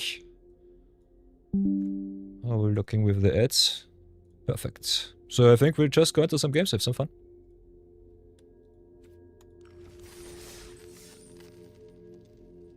Oh, first ever Premier Draft TMNT. How far will we come? Chat, how far will we come? By the way, Marathon, do you think it might have been worth it to go into green?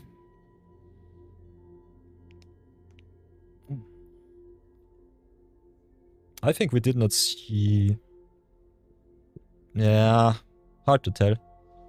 think card quality wise, removal is important. That's for sure.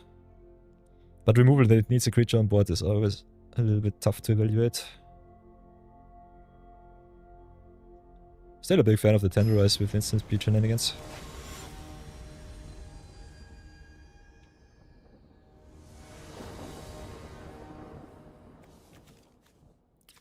Okay, we've got our colors. We've got the Leader's Talent on 2 into Flying Ace. Kinda like what I see.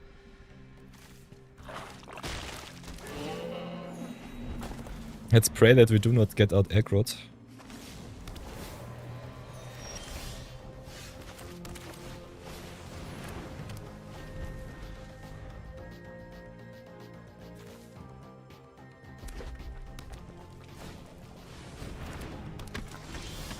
Come on, deck Y. It's always the same. Oh, I love it with a 2-lander on the play and never ever will I see another land.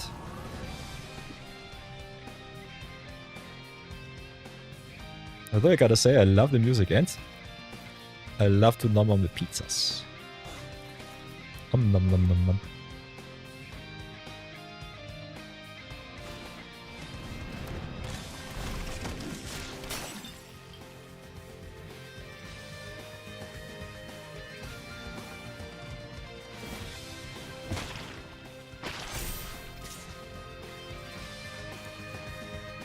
Yeah, get rid of the mana. Adios. Come on. Why? This is so sad. Opponent hitting 4 before we see our third land. And they even got another extra card in their hands. Bleh. Terrible. Simply terrible.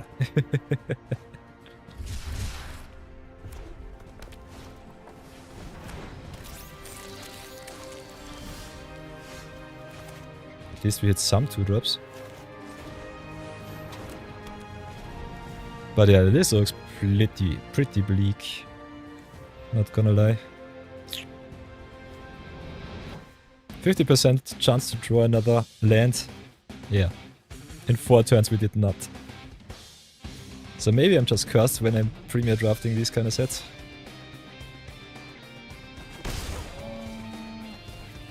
By the way, big fan of the artwork of Brilliance Unleashed. This card looks bastardly good. Looks so nice. Oh, come on! What the fudge? Pure sadness. Oh, I'm stupid. I could have attacked here with the Leader's Talent. Oi, oi. That was stupid. Could have made my action crew free. For free. Whoopsie daisy. And especially with Vigilance, pretty good in the defense too.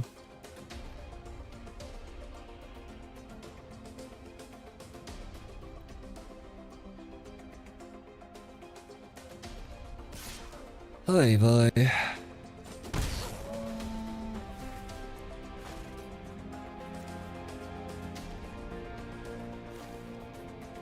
Kinda surprised that they did not give their boss bots a boost here.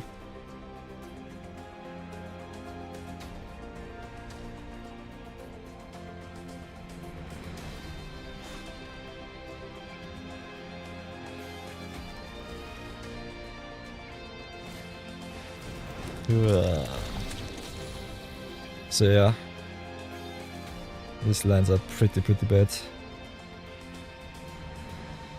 Although if I hit an untapped source it would be nice. We could play Bow, bounce back the Stockman, attack, give the crew at least 1 boost. Of course it's a tapped land, why wouldn't it be?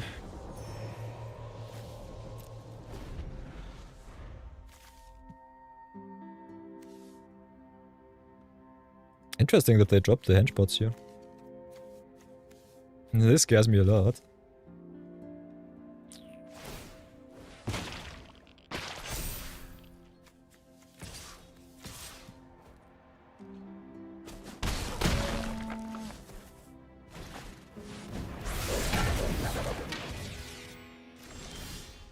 Finally some lands. Oh, but a little bit too late. Bouncing all of their stuff also kind of looks pretty bad for us. So I'm not sure about it. Yeah, we kinda need to commit to the board. I really want to curve out. Yeah, I think we'll just go for the Rayfilet here. Pass for now. Our deck so far looks awesome, not gonna lie, but us not hitting our land drops really sucked there. Especially giving them 1 million turns to just commit. Oh boy. And not attacking with the action use crew was the second really big downside here. Otherwise we would have a very nice 4-4 to block all of their stupid creatures. Oy, oy.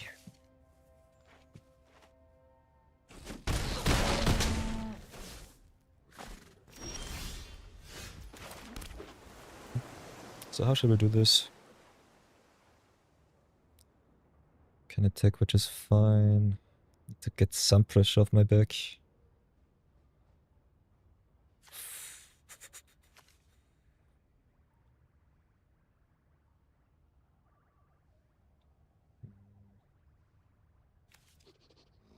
Yeah, I think we do it like this. Smack in with the crew, give it a counter. I still have 4 cards left in hand. Got 2 options here now. Can play the Rayfilet. Once again, pray that they don't have remover. Could also just play Bespoke Bow. Both is not too nice. Can also play the East Wind Avatar. The magic number in TMNT is 6. Because there's a 4 mana spell. Which just wrecks you. The blocks with the Avatar look already solid, so I think we'll pump the action use crew here. Let's see what they have. Draw another card, okay. Oh, that's fine. If we can stabilize our top end late game, looks neat.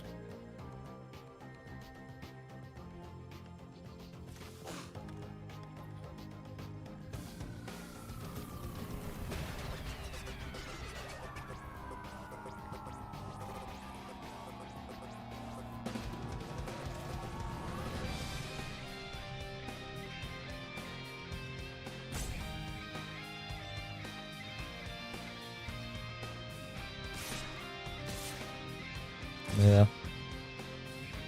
Kinda surprised that they did not equip. Doesn't make you too happy.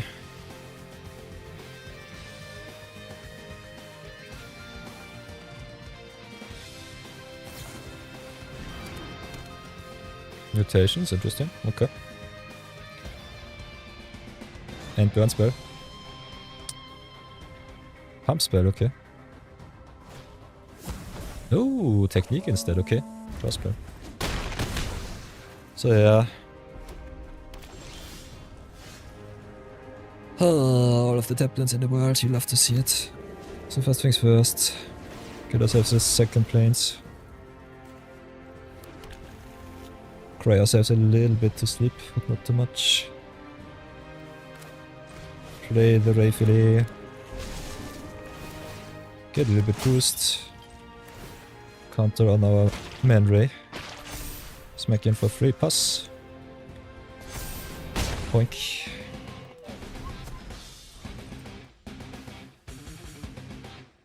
Seven cards in hand. They also have the bow here to give a boost. So Stockman is a 5-5, which sucks.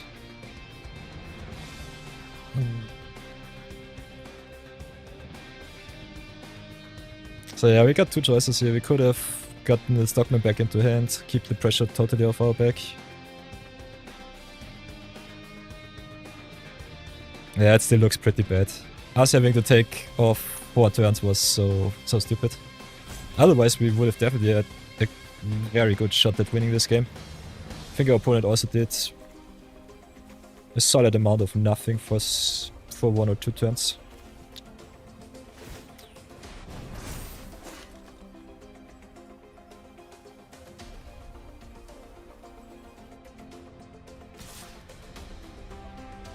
Yeah, there's attack for 5. If they have a burn spell, I'm dead.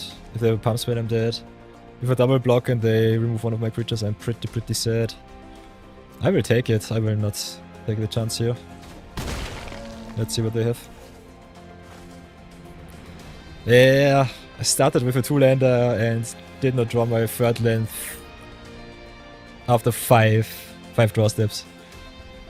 So yeah, pretty sad right now. Not even mad, I'm just sad. Auto Shuffler bamboozled me once again somehow.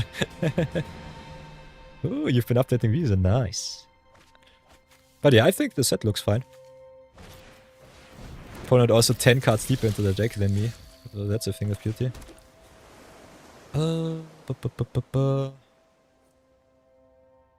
Much mana, 7 mana.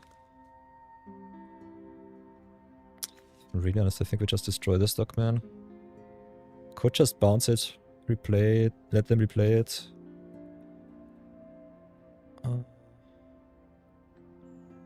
Yeah, at 2 though. Can play the Kitsune. But they don't have really good cards to exchange. So yeah, I think we just do it like this. Play the Bespoke Bow. Get the pressure off me. Bounce back their Stockman, adios. Can equip, but I think we just go and attack. Smack in with the Avatar.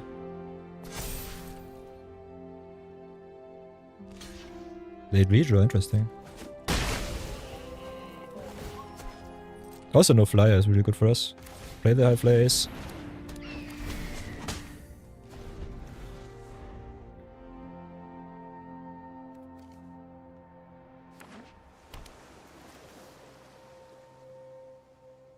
Oh, I'm also stupid.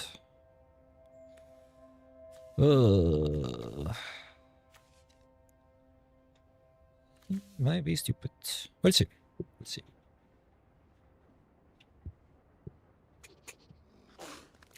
So I cannot play stop playing Visa. Nice. Yeah, very sweet. Oh, looks good so far.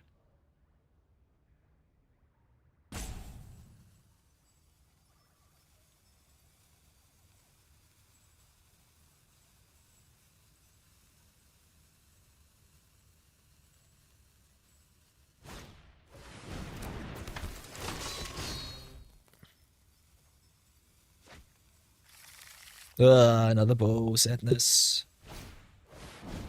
Pure sadness. That's a lot of equipment.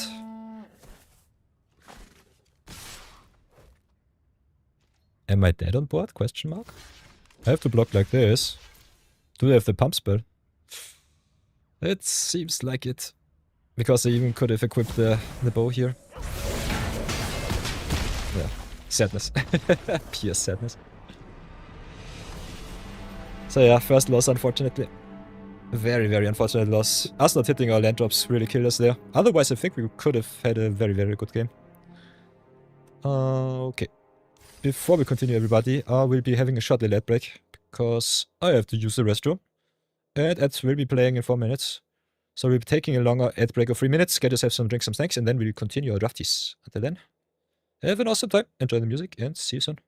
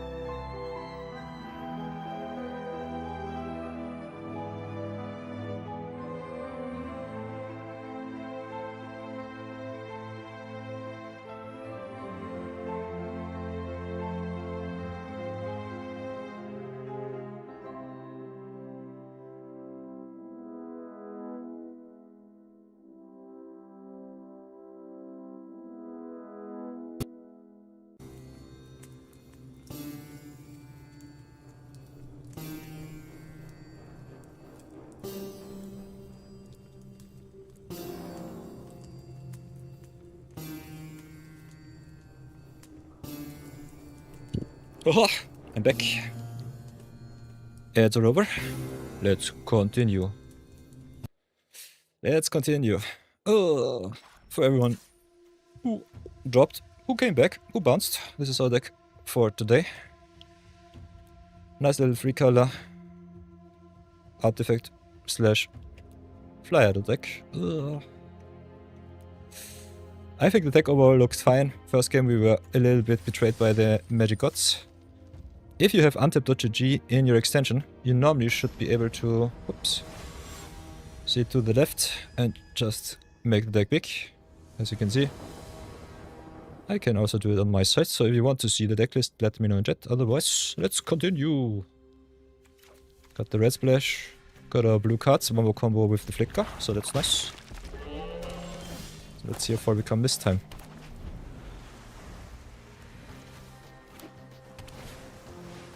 Welcome back everybody. Game number 2 it is. Against artifact once again, perfect. So yeah, if you want to draft TMNT, definitely. Even in an 8-player pod there might be some overlaps with the archetypes, so keep that in mind.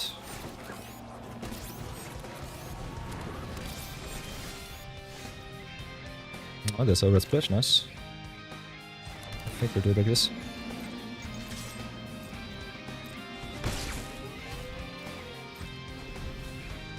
Opponent with the perfect curve out so far.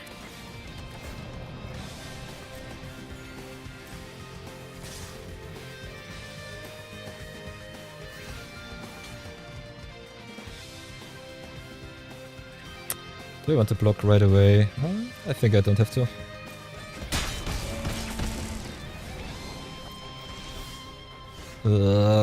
Crying in 5 drops.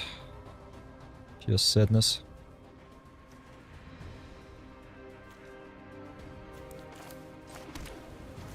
Pure sadness. I just need to survive one extra turn.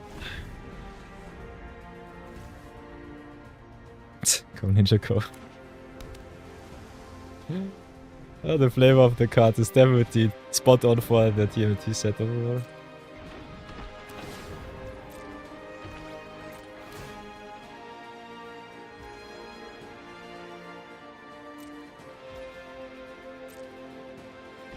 It's also a sorcery card, come on.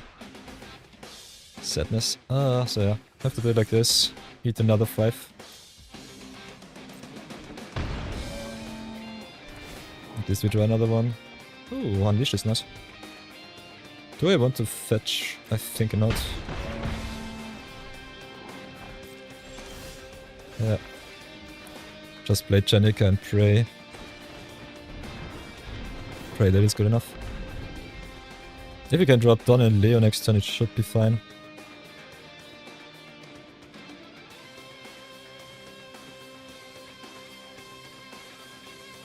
Can also get back the buzz bots.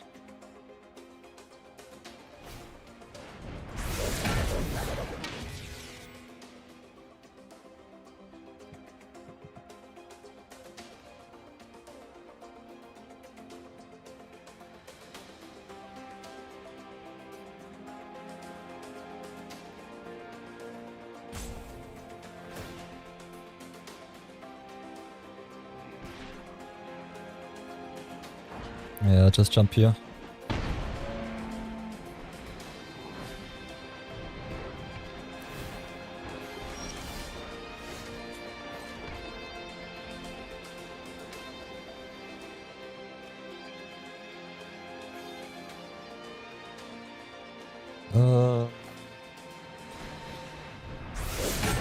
Yeah, we just have to go white. Don't have artifacts. Have creature though. Let's make some tokens and pray that it's good enough. They have the foundry though, so our Janica will not be long for this world. Unfortunately.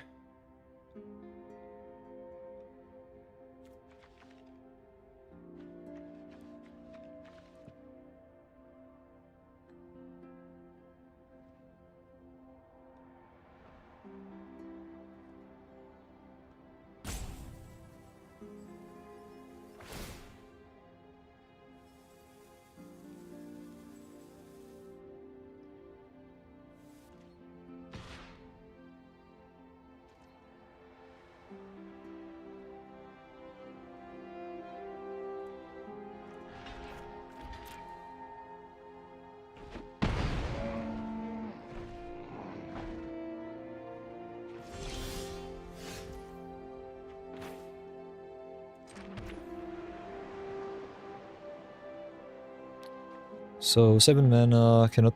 Nah, we could double spell with the... Gold Ninja now is kinda neat. Gold Ninja Go is really good here. So play Metalhead. Eat one of their tokens. If they let me. Metalhead also being an artifact creature is kinda nice with the Lon and Leo here. Then pass for now. They can decide what they want to do, but we will have an awesome turn either way. Oh no, I'm so stupid. Go Ninja Go is a sorcery speed card. I always forget. Sadness. Pure sadness. Definitely put them on top. Why does this card have to be a sorcery card? That would be so awesome at instant speed.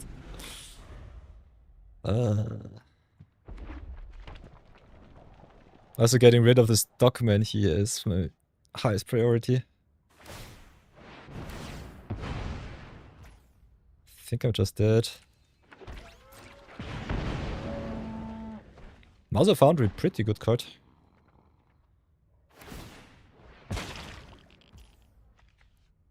Pretty good card. How dead are we? Answer is yes. Oh no! Whoops. They've chosen the wrong token, but it doesn't really matter. We have to block here, take 5, 6, 7, 8, 9, 10. That's exactly lethal.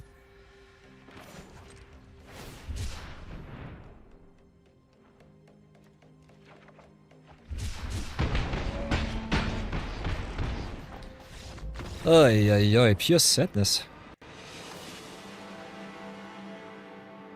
Yeah, today is definitely not my day, sheesh. Deck looks fine so far. I personally would not say that it's bad, but yeah. I can definitely see some cards not being as good as they should be. Let's go. Let's pray. Let's pray for some better matchups. Losing against blue-red artifacts twice in a row definitely sucked. Not gonna lie. I definitely love the soundtrack though. Soundtrack music is nice. A better music. Oh.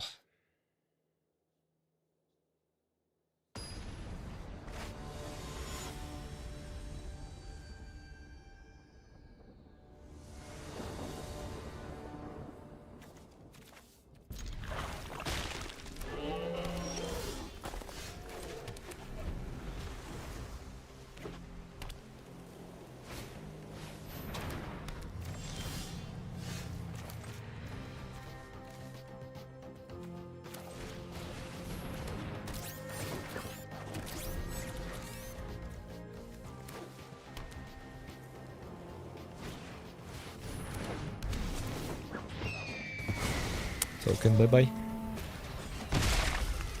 Token bye bye.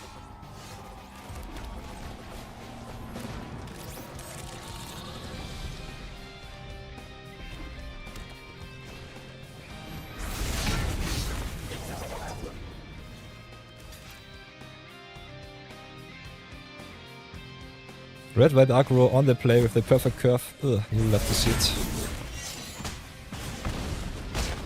Oi, oi, oi.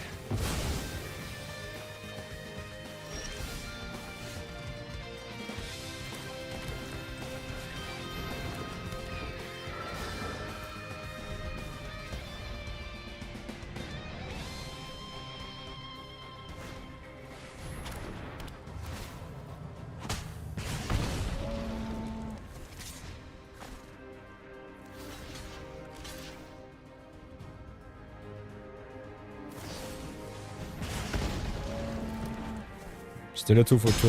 That's fine. That is totally okay. Do like this.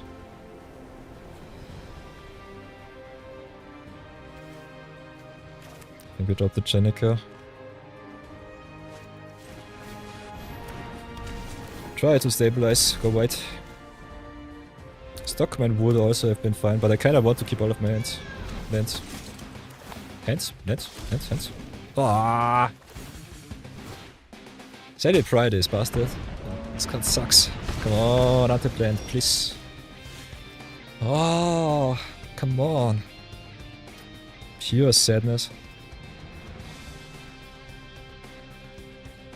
This is so stupid.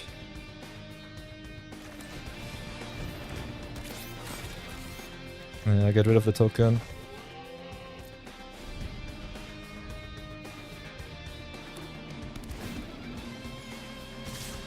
Celebrate is pretty bad. Yeah, I hate it. And they have removal too. This is just sadness on the stack.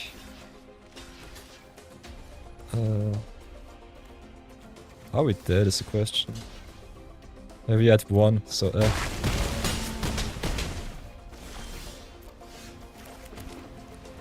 Okay, okay. Hold the baby. Brilliance Unleashed is fine. So deal 5 here. Get the metalhead back. Yeah, and we're exactly dead. And Raphael kills us if they hit this creature too. Yes, come on. What the heck? This is so unfortunate. So yeah, first ever TMNT-Draft. And it was definitely a short one. Ugh, pure sadness. So, short little afterthoughts after this draft. Nice little 0-3 train wreck. I think the draft overall was not bad, but sheesh, did we get outcurved. As I've said before in the beginning and during the draft portion, Teenage Mutant Ninja Turtles is pretty aggressive. This format feels a lot like Avatar in that regard that there are pretty good, cheap interactive spells. And some really nasty value cards going around. I personally think with our curve average of 3.7 we are a little bit too high. Our top end definitely still looked pretty solid. The mana cycles I think are fine. Removal wise I think Go Ninja Go sucked pretty bad that it was sorcery speed. If this card was an instant we would have definitely not lost 2 of our games. So I'm not sure. It's a good card overall. But boy did it betray me. Other than that, Brilliance Unleashed might be a little bit too expensive. Is a pretty good top end card after all though. And I think if you can stabilize early on, it's definitely worth it to play it. So I'm not sure if our top end killed us there. But yeah, the first game we just lost because we did not hit our land drops. Third game the opponent curved out. And the second game too, so yeah. Never mind, I think the format is fun so far. Can definitely draft whatever color you want to draft, so that's the most important part I would say. Where other sets definitely struggle, like Lorwyn for example, only giving you really 2 solid answers or maximum 3 to draft in Elves, in Elementals and in Vivid. This set definitely has the potential to give you any color combination you can just curve out perfectly and go to town. As you can see, the 2 drops are the most important part. So that was definitely fine. Our 5 drops got us there pretty bad. Still I think they were fine. Overall, what would I change about the deck? You could include high flying aces more, I would say, cut some of the top end. Although I think our Enter the Battlefield triggers really awesome with Don and Leo, so a little bit sad that we only got to see that pop off once. And yeah, the rares are pretty busted. But we definitely also got smacked by comments in the comments, so never ever feel bad about that. Overall, I think it's a fun set to draft. The flavors, in case of the Ninja Turtles, definitely there. But yeah, I would love me another Magic set with a little bit more Magic flavor. Nonetheless, if you enjoy what you see, as always, everybody, you know the drill. We're streaming live on twitch.tv as often as possible. If you might miss us, no problem. You know the drill. Whoops. Can go here to the channel page, leave a follow. Also, join our Discord here. The order of you are always open for you. And can also exchange your experiences. We've got a dedicated Magic section here, where you can leave your awesome game-winning decks, maybe some screenshots, or just, yeah, brag about your awesome board states overall. Can also ask all of your questions in the Magic the Gathering forum if you have some deck lists that you want me to look at. Or if you just have some deck lists to show us, leave them here in the forum. Can always drop a screenshot or two also in the Magic the Gathering section. And overall, if you miss the stream, never ever feel bad, because we also got a dedicated YouTube page. So yeah, this is the old one. We also stream on YouTube, by the way. At the moment, this is our YouTube page. You can also check it out on Twitch. In the live section, we've got all of our live VODs, so if you miss a live stream, never ever feel bad. We also do some challenge runs from time to time. And more than often, also do some variety streams too. Other than that, thank you so much for watching. If you want to see more, definitely comment and like a lot. If you want to tell me how stupid my draft was, let me know in the comments too. And otherwise, I will see my YouTubers in the next video. And the stream continues. See you soon. YouTube video done. Oh, stream a little bit sad. I think the deck was fine, but geez, we got so betrayed and the opponent's combat was just nastily good.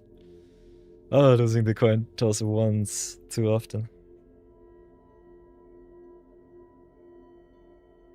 Oh no, Tsuki. You ended up hurting your friend by changing the card they made for you. Oh. Oh no, you never ever should feel like shit. It's totally fine. If they feel hurt.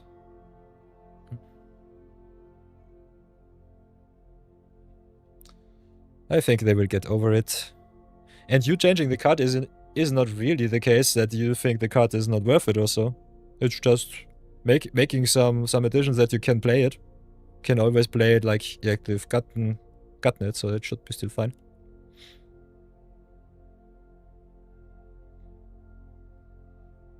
Being gifted a card is always a little bit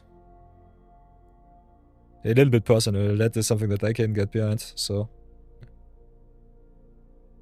But yeah, don't feel bad. Don't feel bad. Talk it out with your friend. It might definitely get better soon. There are always reasons if people get hurt by our actions. And there normally is not really a case where you cannot mend wounds. Especially emotional wounds. So that is totally okay. So yeah, we claim our pity packs. So that's pure sadness, but it is what it is. The question is what I want to do, because it's already pretty close to 4 PM. So I think I'll drop you off on the doorstep of another Magic streamer. If you have something that I should rate, definitely let me know. Other than that, I will search us a nice streamer out of the list. Whoop, whoop, whoop.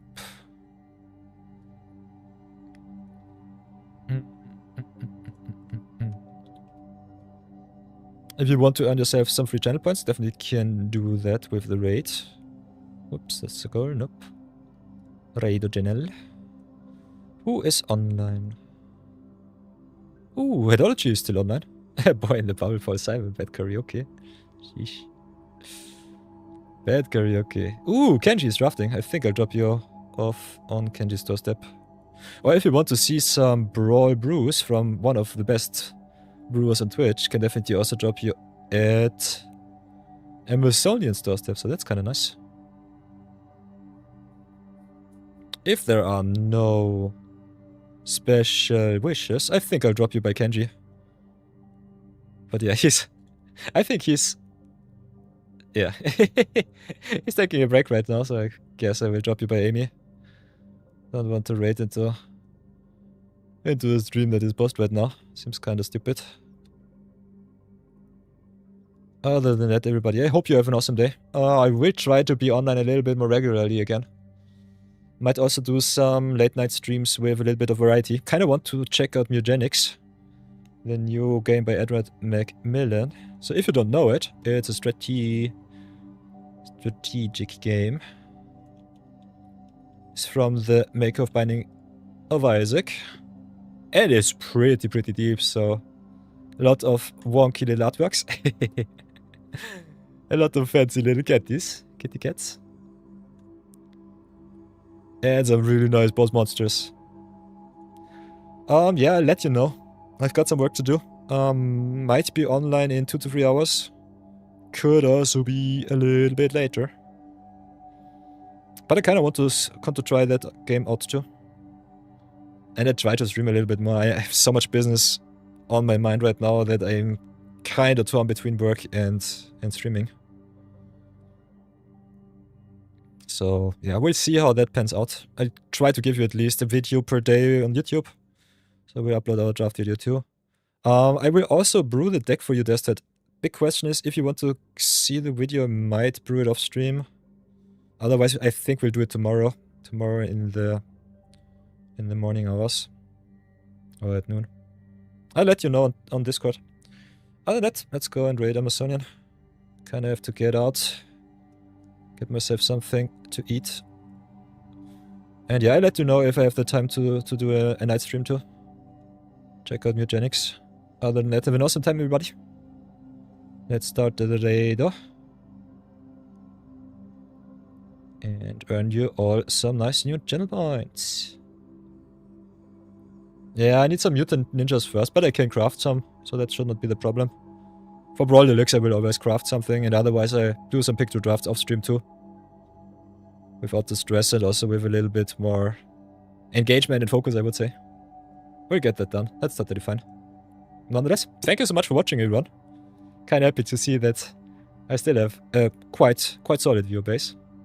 And nonetheless, check out the Discord regularly. I will post, I think, in the morning and in the evening if I can. And yeah, if I drop a new YouTube video, there I will let you know also when that happens. So thank you so much for watching, and ready to start. See you soon, and have an awesome day.